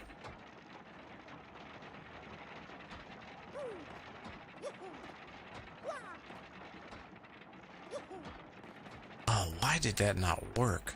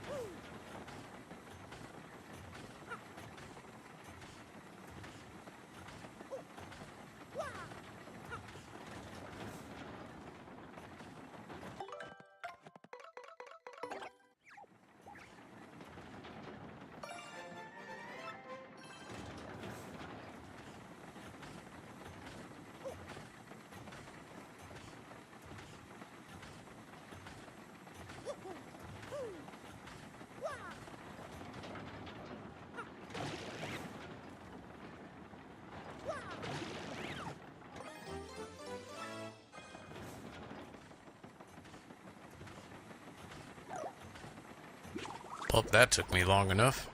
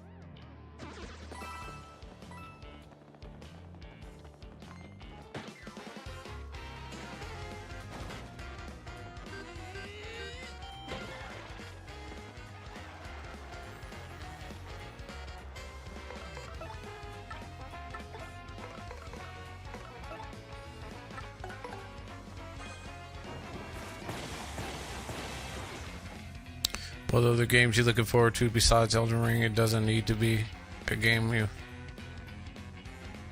I don't know. I haven't seen... I don't know if just like all the layoffs have been like really overshadowing, or maybe I'm just waiting to see what happens during all these showcases. But there's not too much I'm looking forward to this year. Like last year just really set a tone. It set quite the tone that like it's gonna be hard for a lot of people to grasp. Jazzy cactuses, yeah. Without the jazz hands. They don't have jazzy fingers.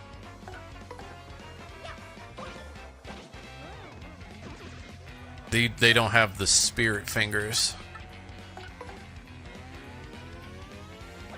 So it's just really hard to determine what's really good.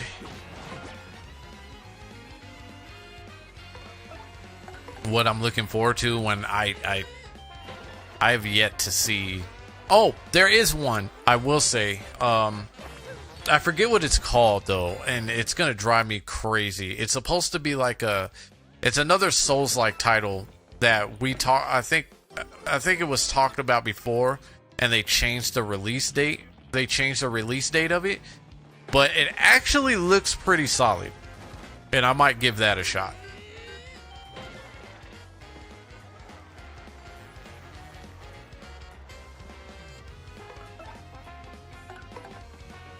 So I think that would be one that I'm looking forward to.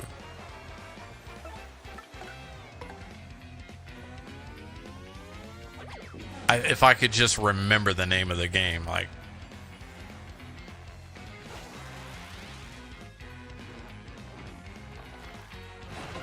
I watched demo footage of it, and it actually, like, originally I wasn't gonna try and touch it, but it looks pretty good.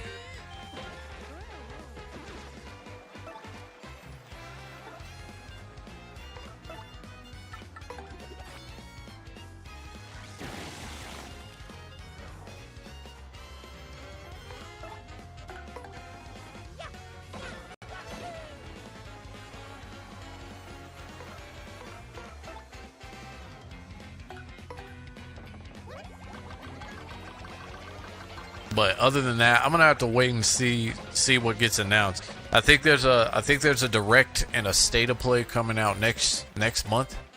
I don't know what Microsoft is doing, and I mean, I guess I'm not really gonna pay attention to what they're doing because I've already gotten rid of my Game Pass, so.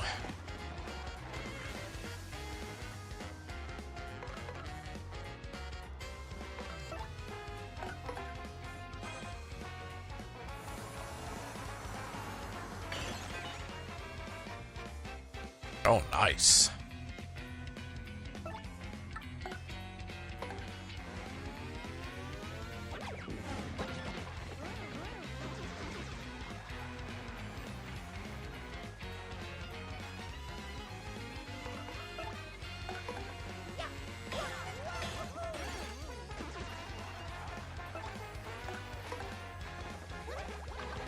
I don't know, like, is anybody else looking forward to anything else this year that maybe I don't know about? Because I haven't seen much.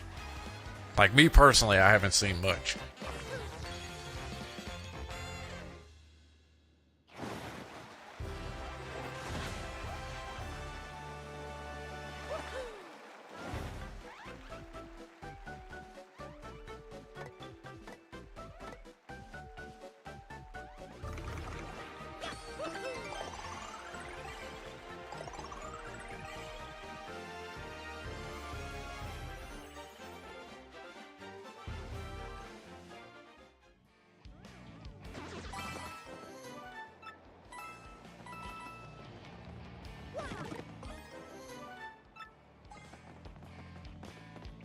Oh, that's right. Hold on. Hold on.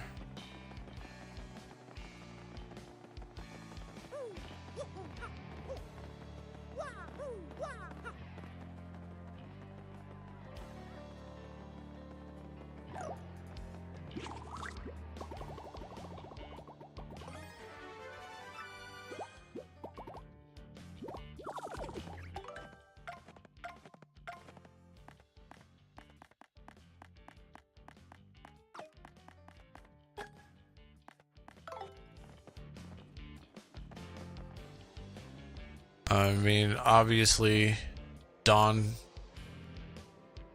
Trail for me.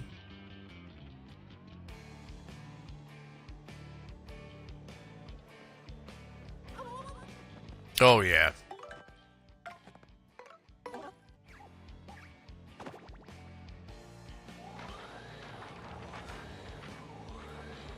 Oh, that's right. I totally forgot about that.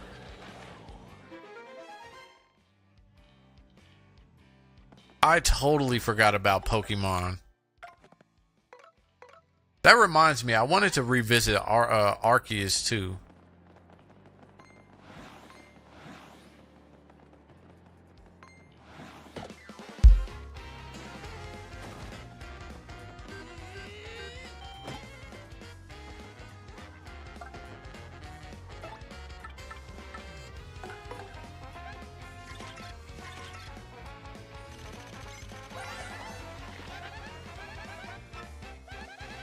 I actually need to beat the last boss on there. It's just a really hard one.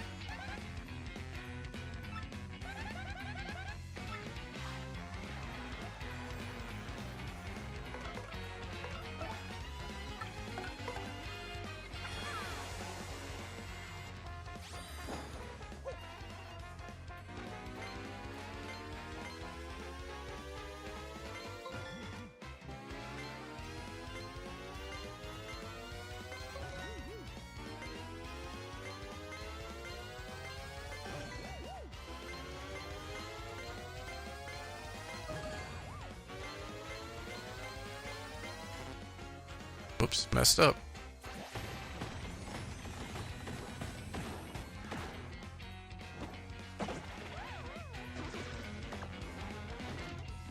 Oh, wow.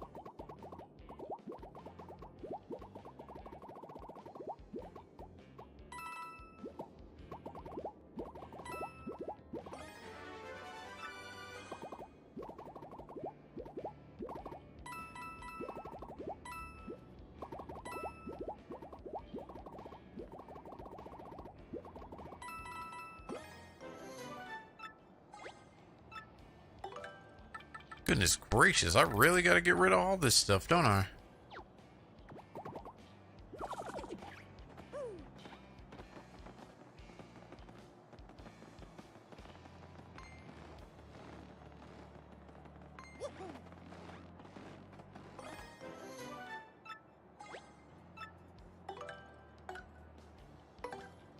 I'll just use it. Why not?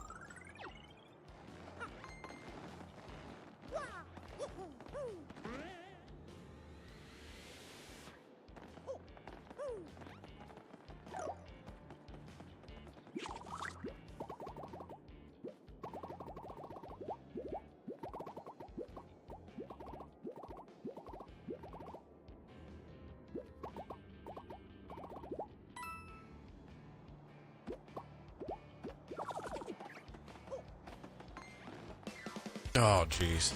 That's not what I was trying to do.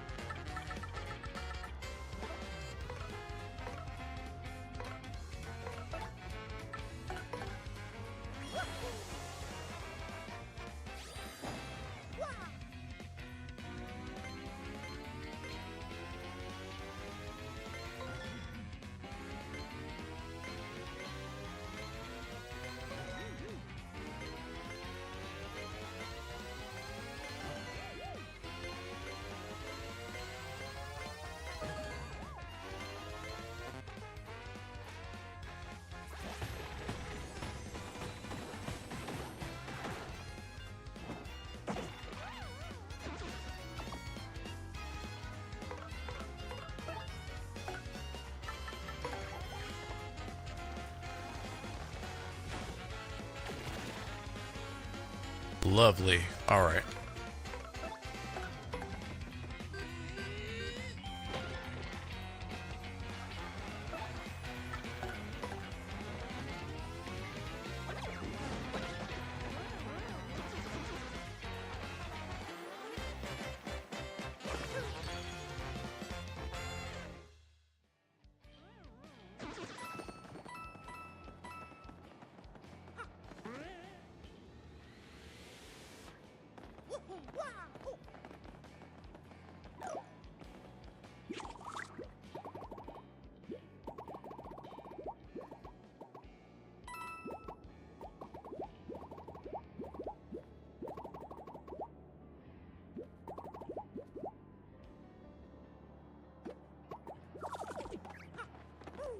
Keep dropping down the wrong side. I think I was actually where I needed to be.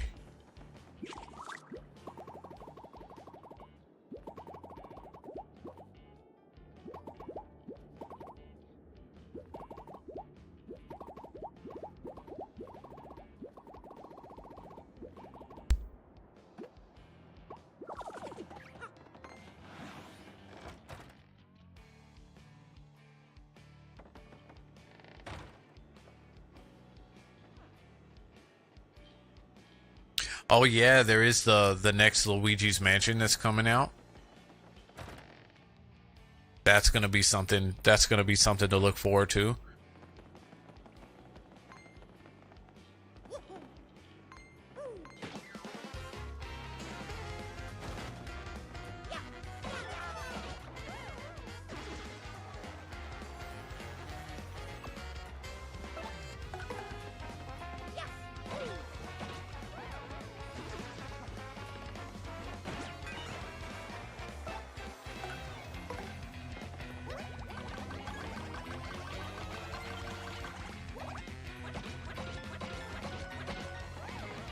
Yeah, I forgot Luigi's Mansion 2 still has yet to come out. So there we go on that one. I think that's why I started playing Luigi's Mansion 3 too.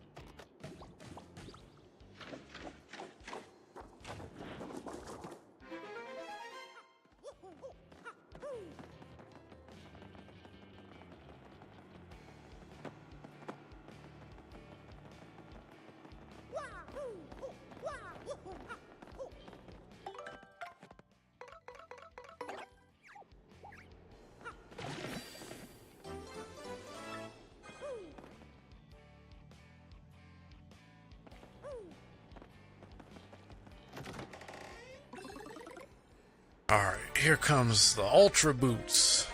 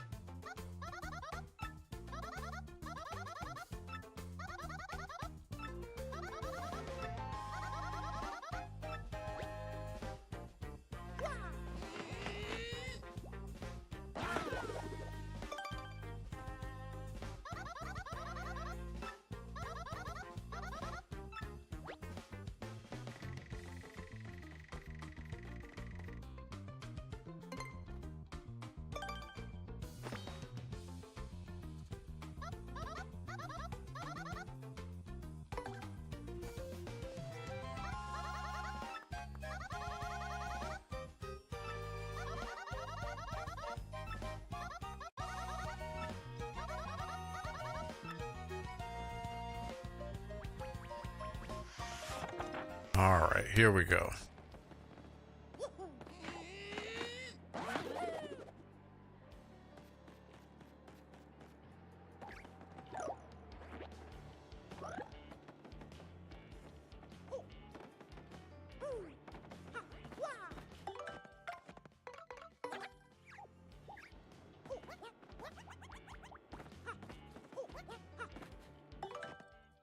I do kind of like that they added this new tune.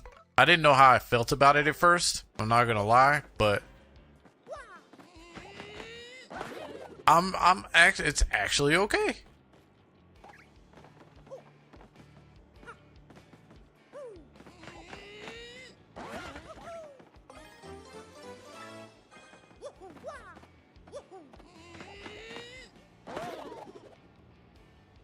Because normally this area is just complete and utter silence.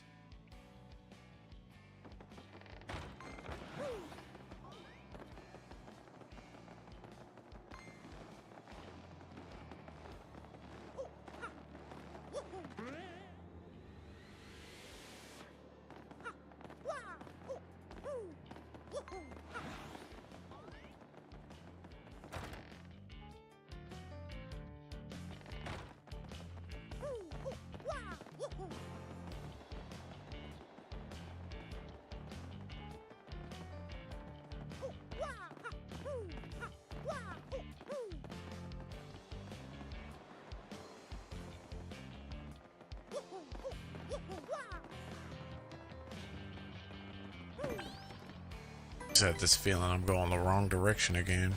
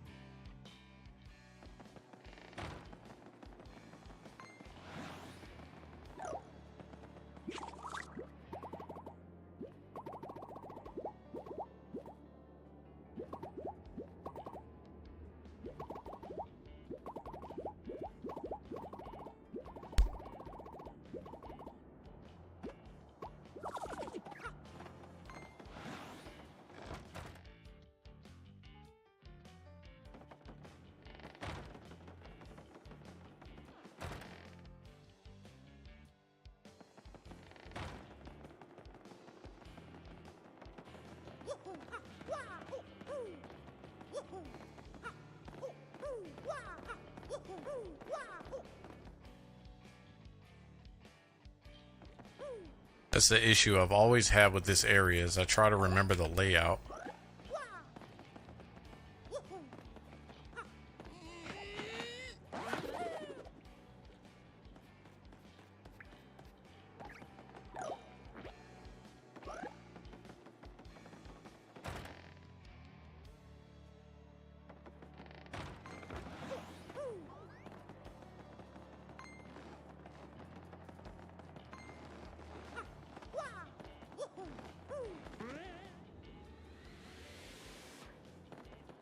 Might not be going the wrong way.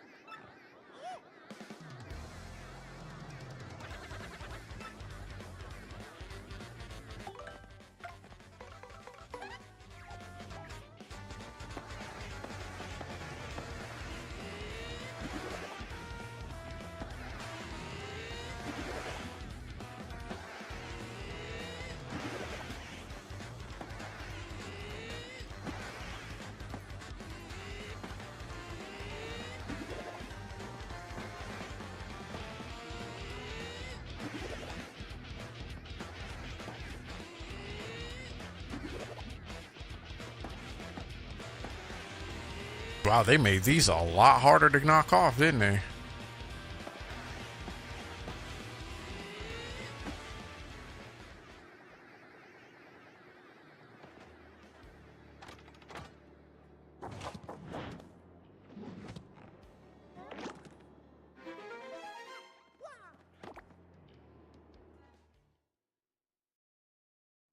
Okay, we are coming up on Smorg now.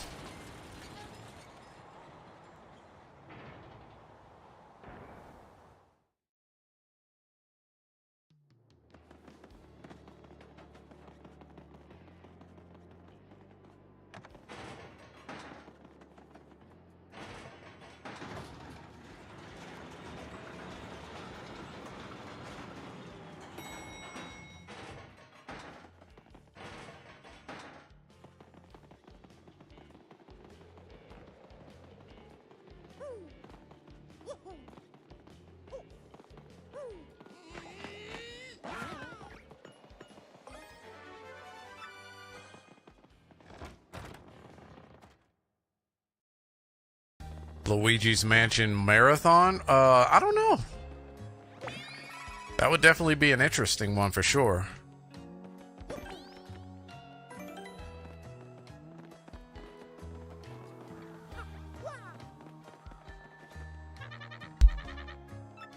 That would definitely be an interesting one. I feel like I have to have all three of them to do.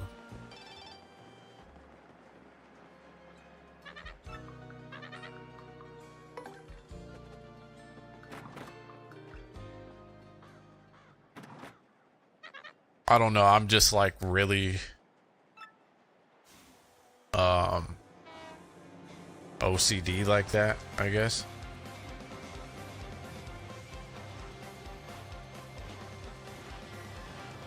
Like, it's definitely got to be in order too. Like, I might, if I remember how Luigi's Mansion 1 goes, I'll probably breeze by that with no problem.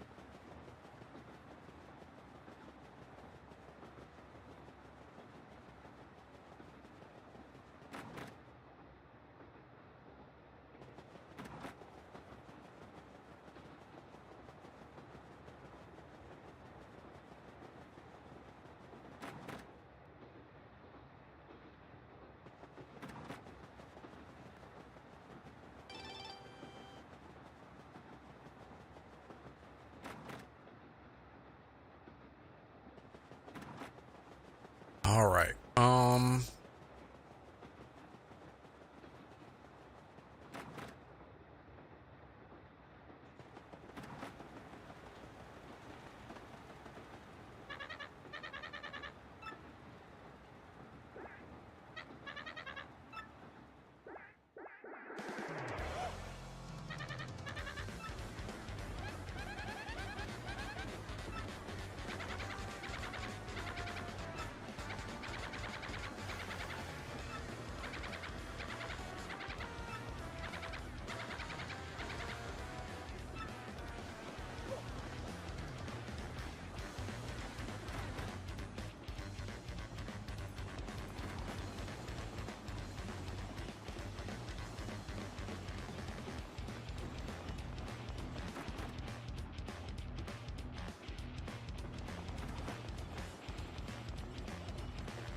Fur creatures. There we go.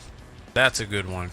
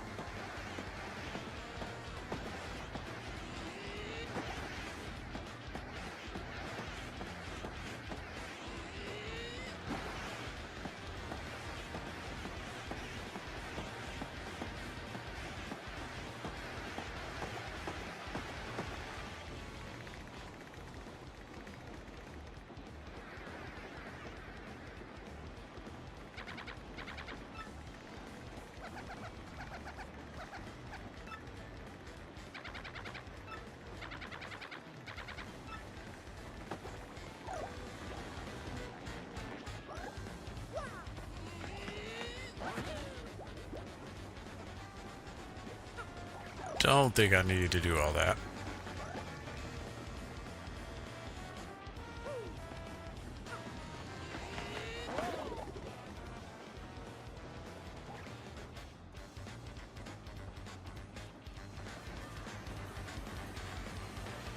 Sigma, what's going on? How are you?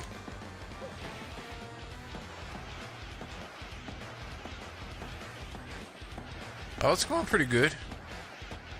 We're just I'm gonna try to complete chapter 6, and then I'm gonna head out after I complete this chapter.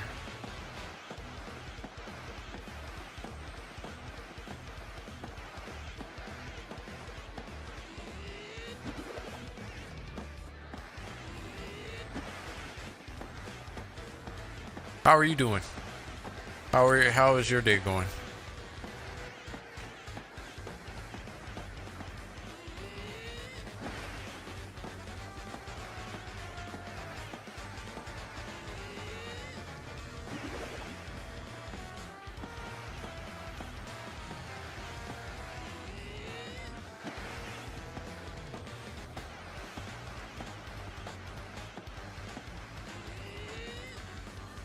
I'm good, my guy.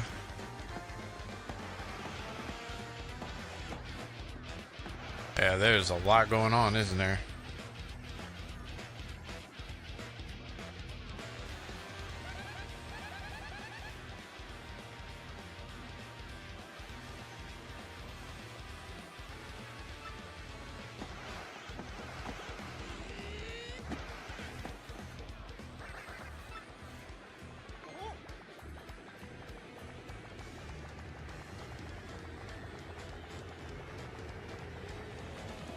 That's good. That's good. How's the setup going?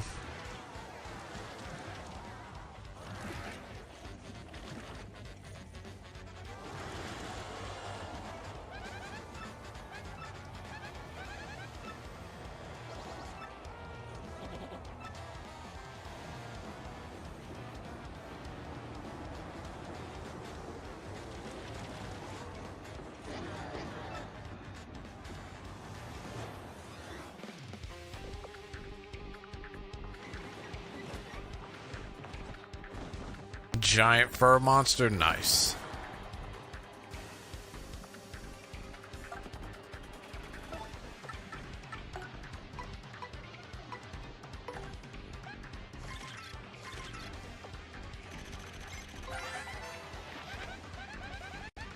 Oh, I thought it had 60 HP.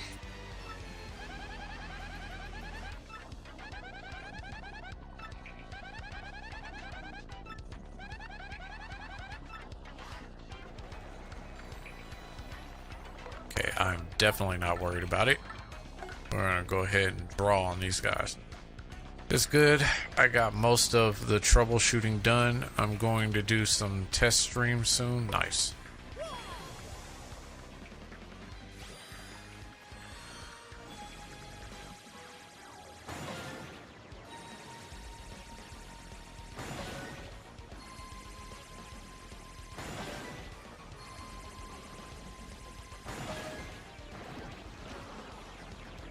There we go.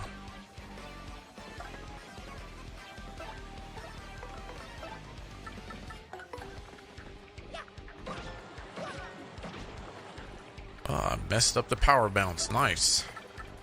Maybe I won't mess up the multi-bonk. There we go.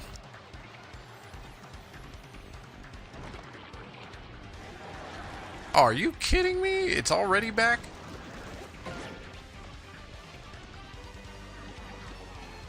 I don't remember it coming back that fast.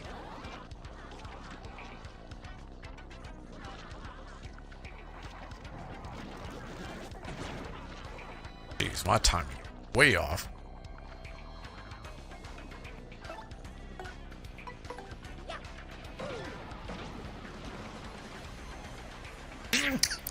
Ugh.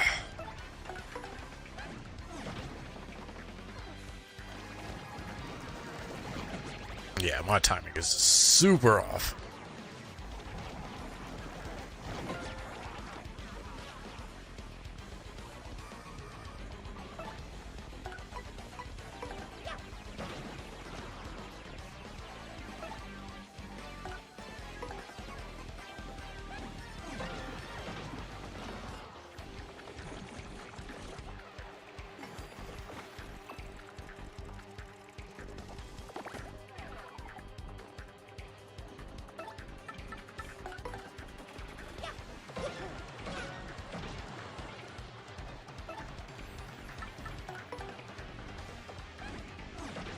Oh, messed that up again. Wow. All right. Thank you. Goodness gracious, I gotta get the timing down better. There we go. Hit Mario, don't hit her.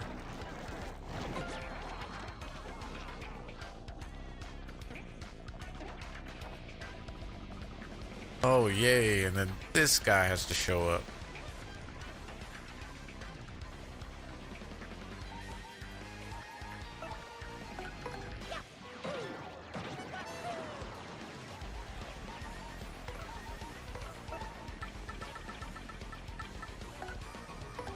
Oh, don't give it to him, no!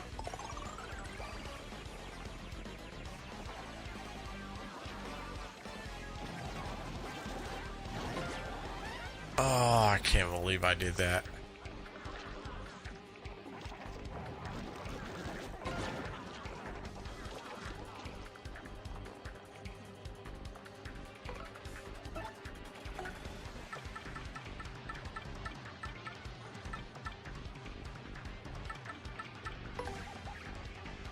I don't think this was a good idea, but we'll see. Yep, definitely not a good idea to send her out.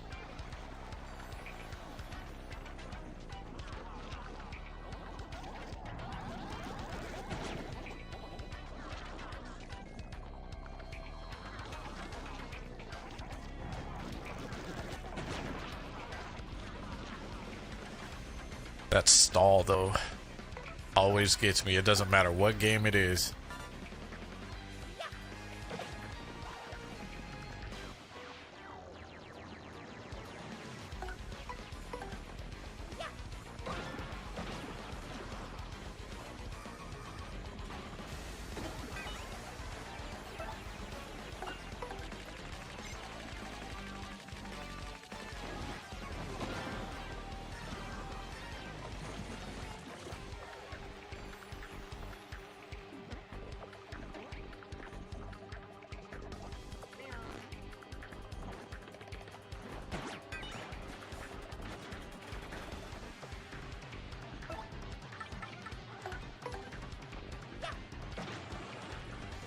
keep messing that up.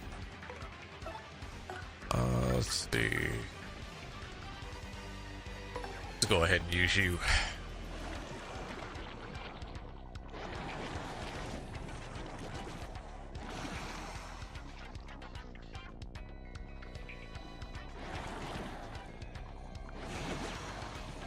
Ooh.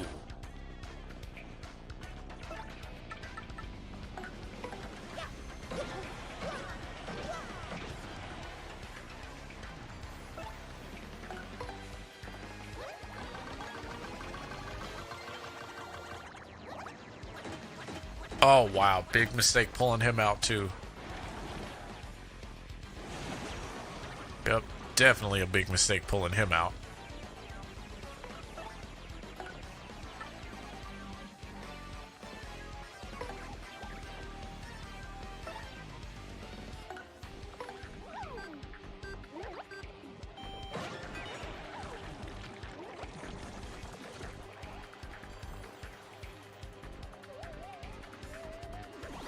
Sweet. I love it.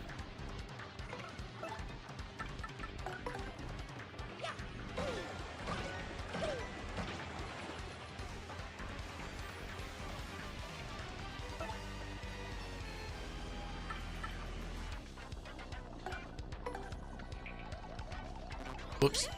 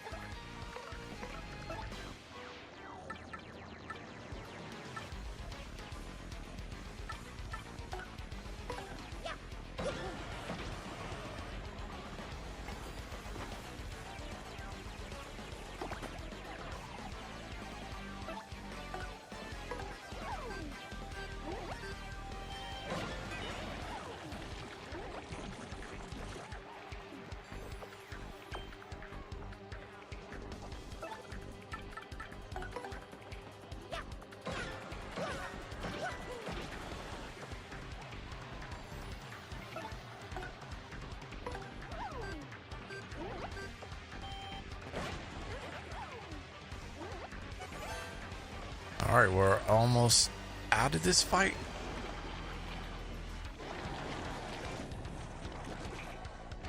This is gonna hurt.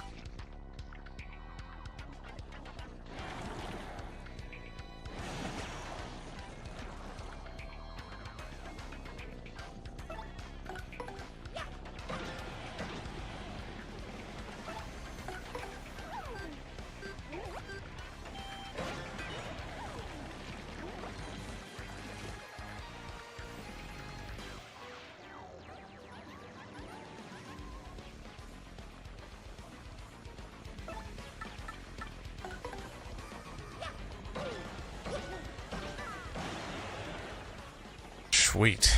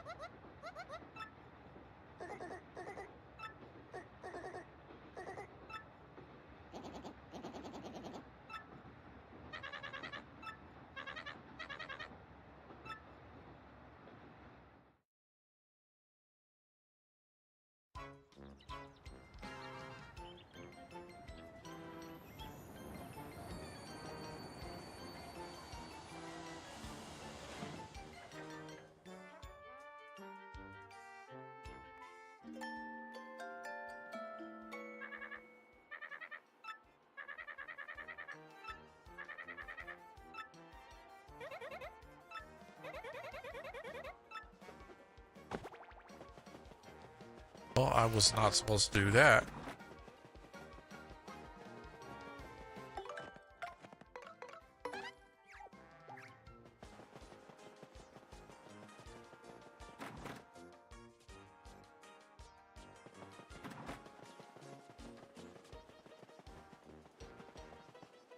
Go to hell, you puny fur monster of darkness. Nice. I don't know why that didn't pop up in my original chat. We're at the town. We are at the town. But not just any town.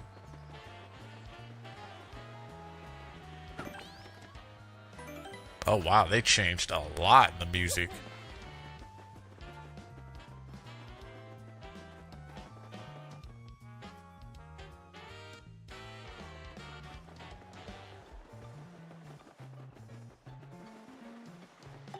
You know what? Let's use some gear.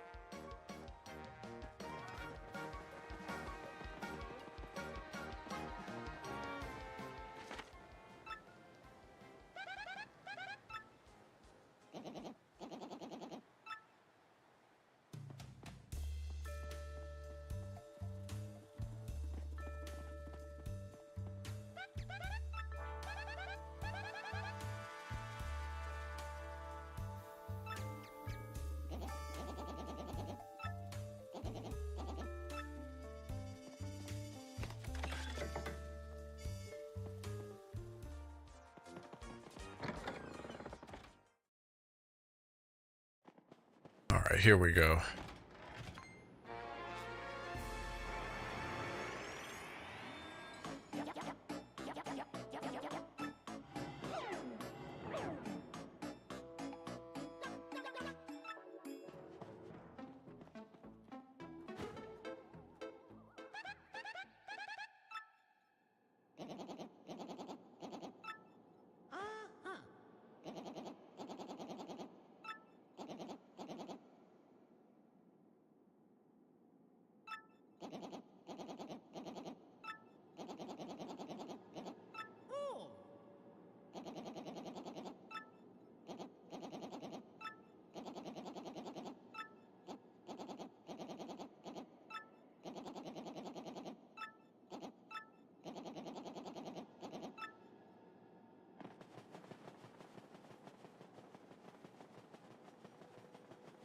I was gonna say, I don't remember it being this quiet.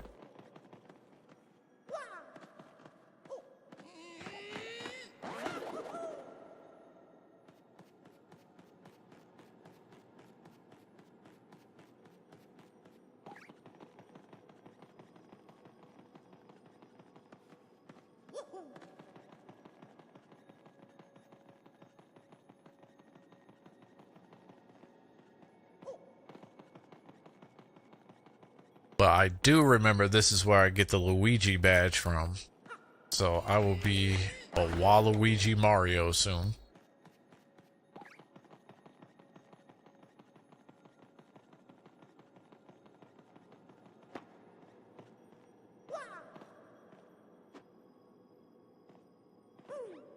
Oh, did I really miss that? Oh well, I'll come back for it.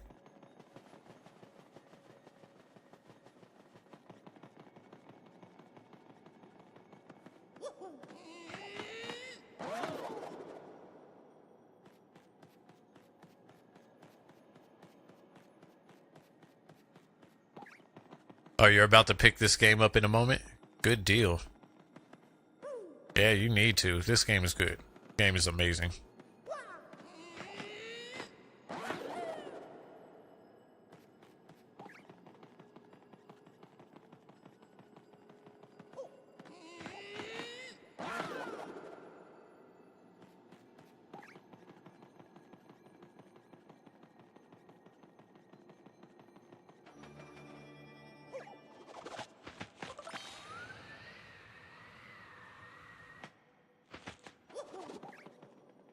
Oh, wow.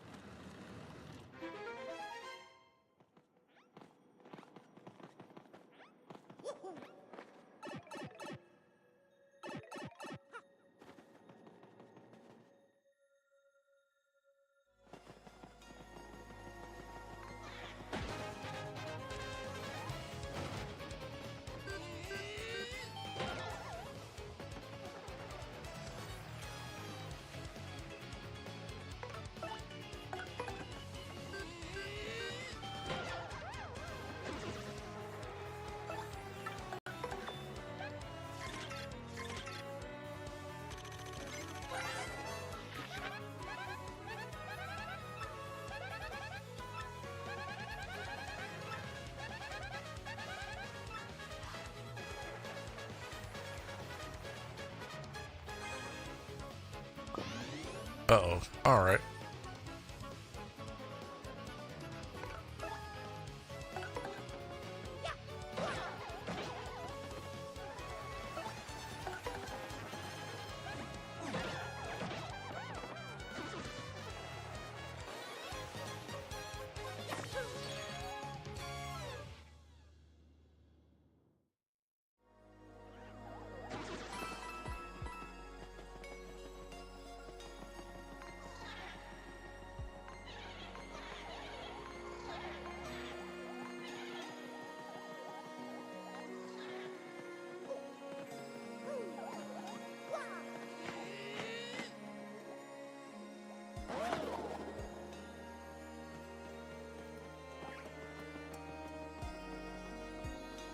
There it is.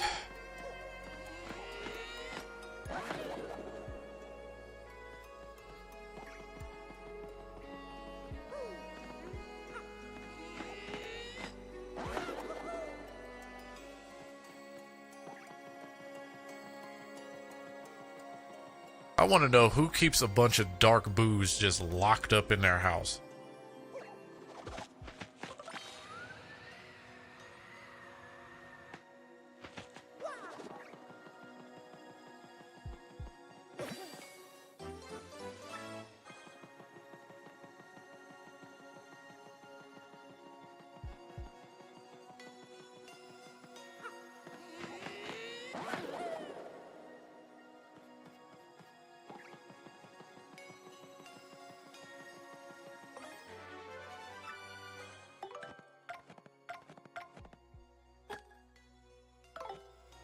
Perfect.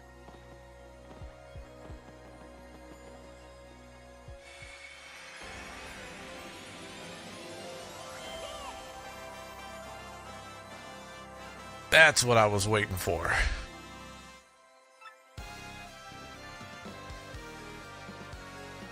Ow, my neck.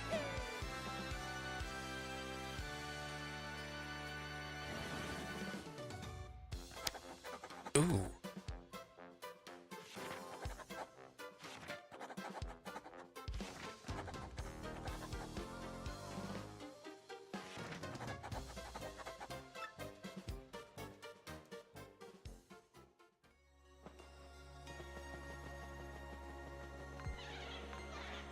Whoops. I was not supposed to do that. Oh well. Oh wow. This battle is done.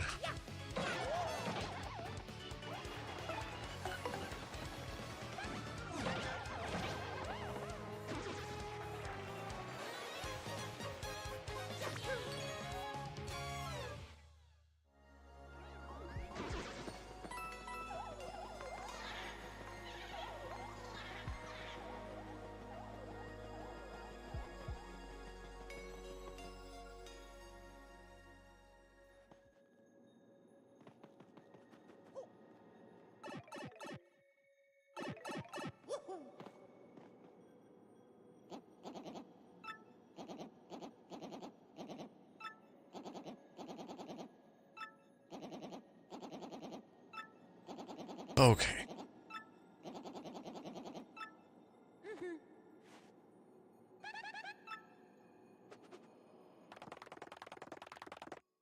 I think this is where Peach gets caught.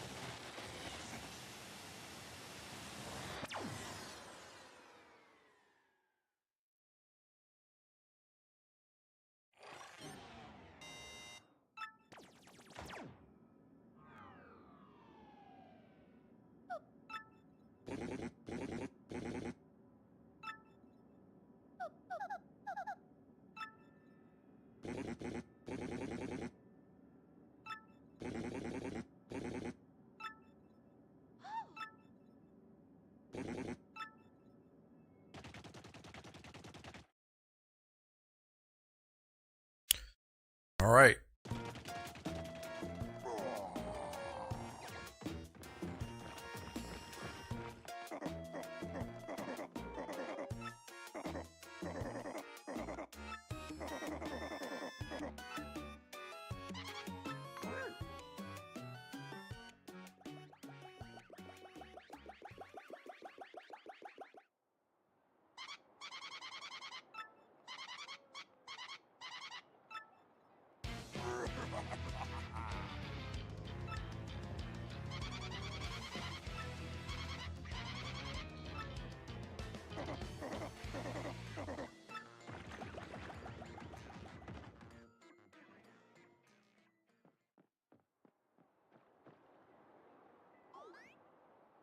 I haven't even bothered to listen to any of Luigi's stories.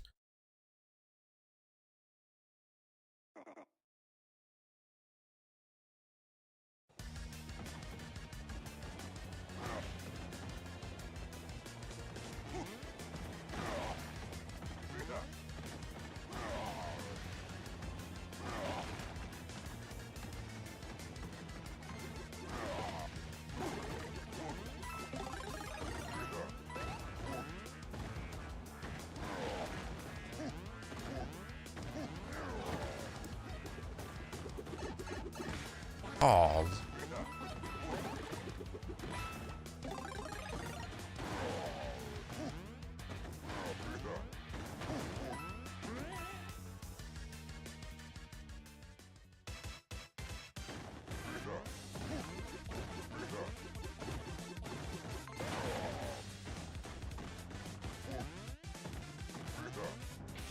Oh, screwed myself.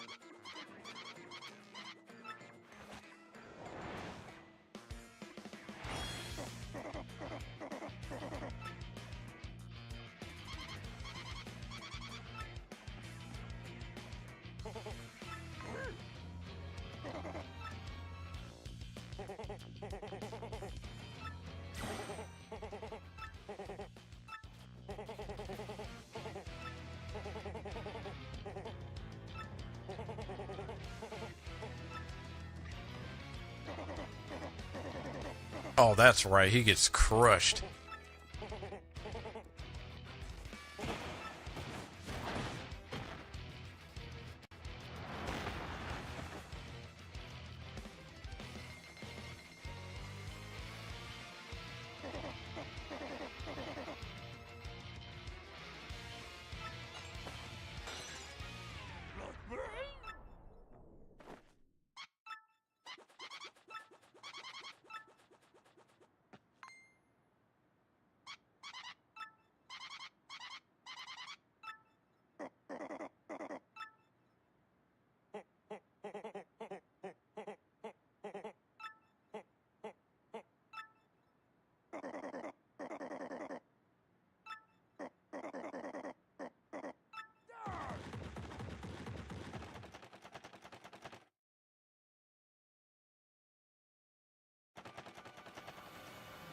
Sweet.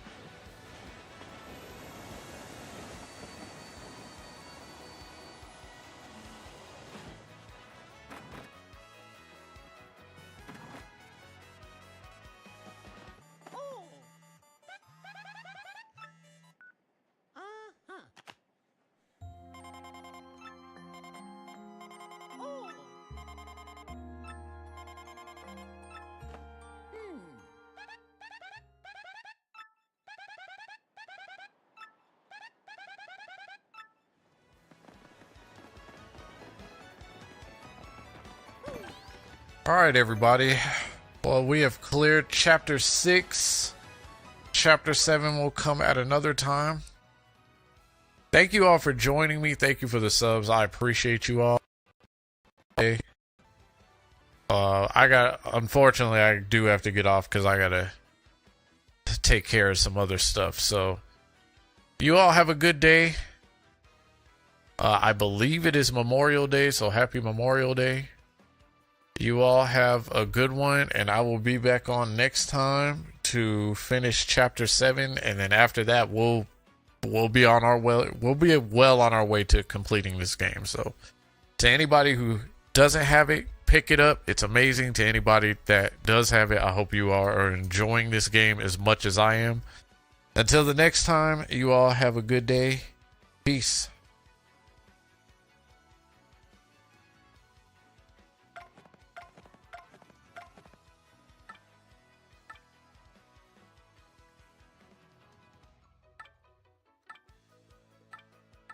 Indeed, thank you for joining me.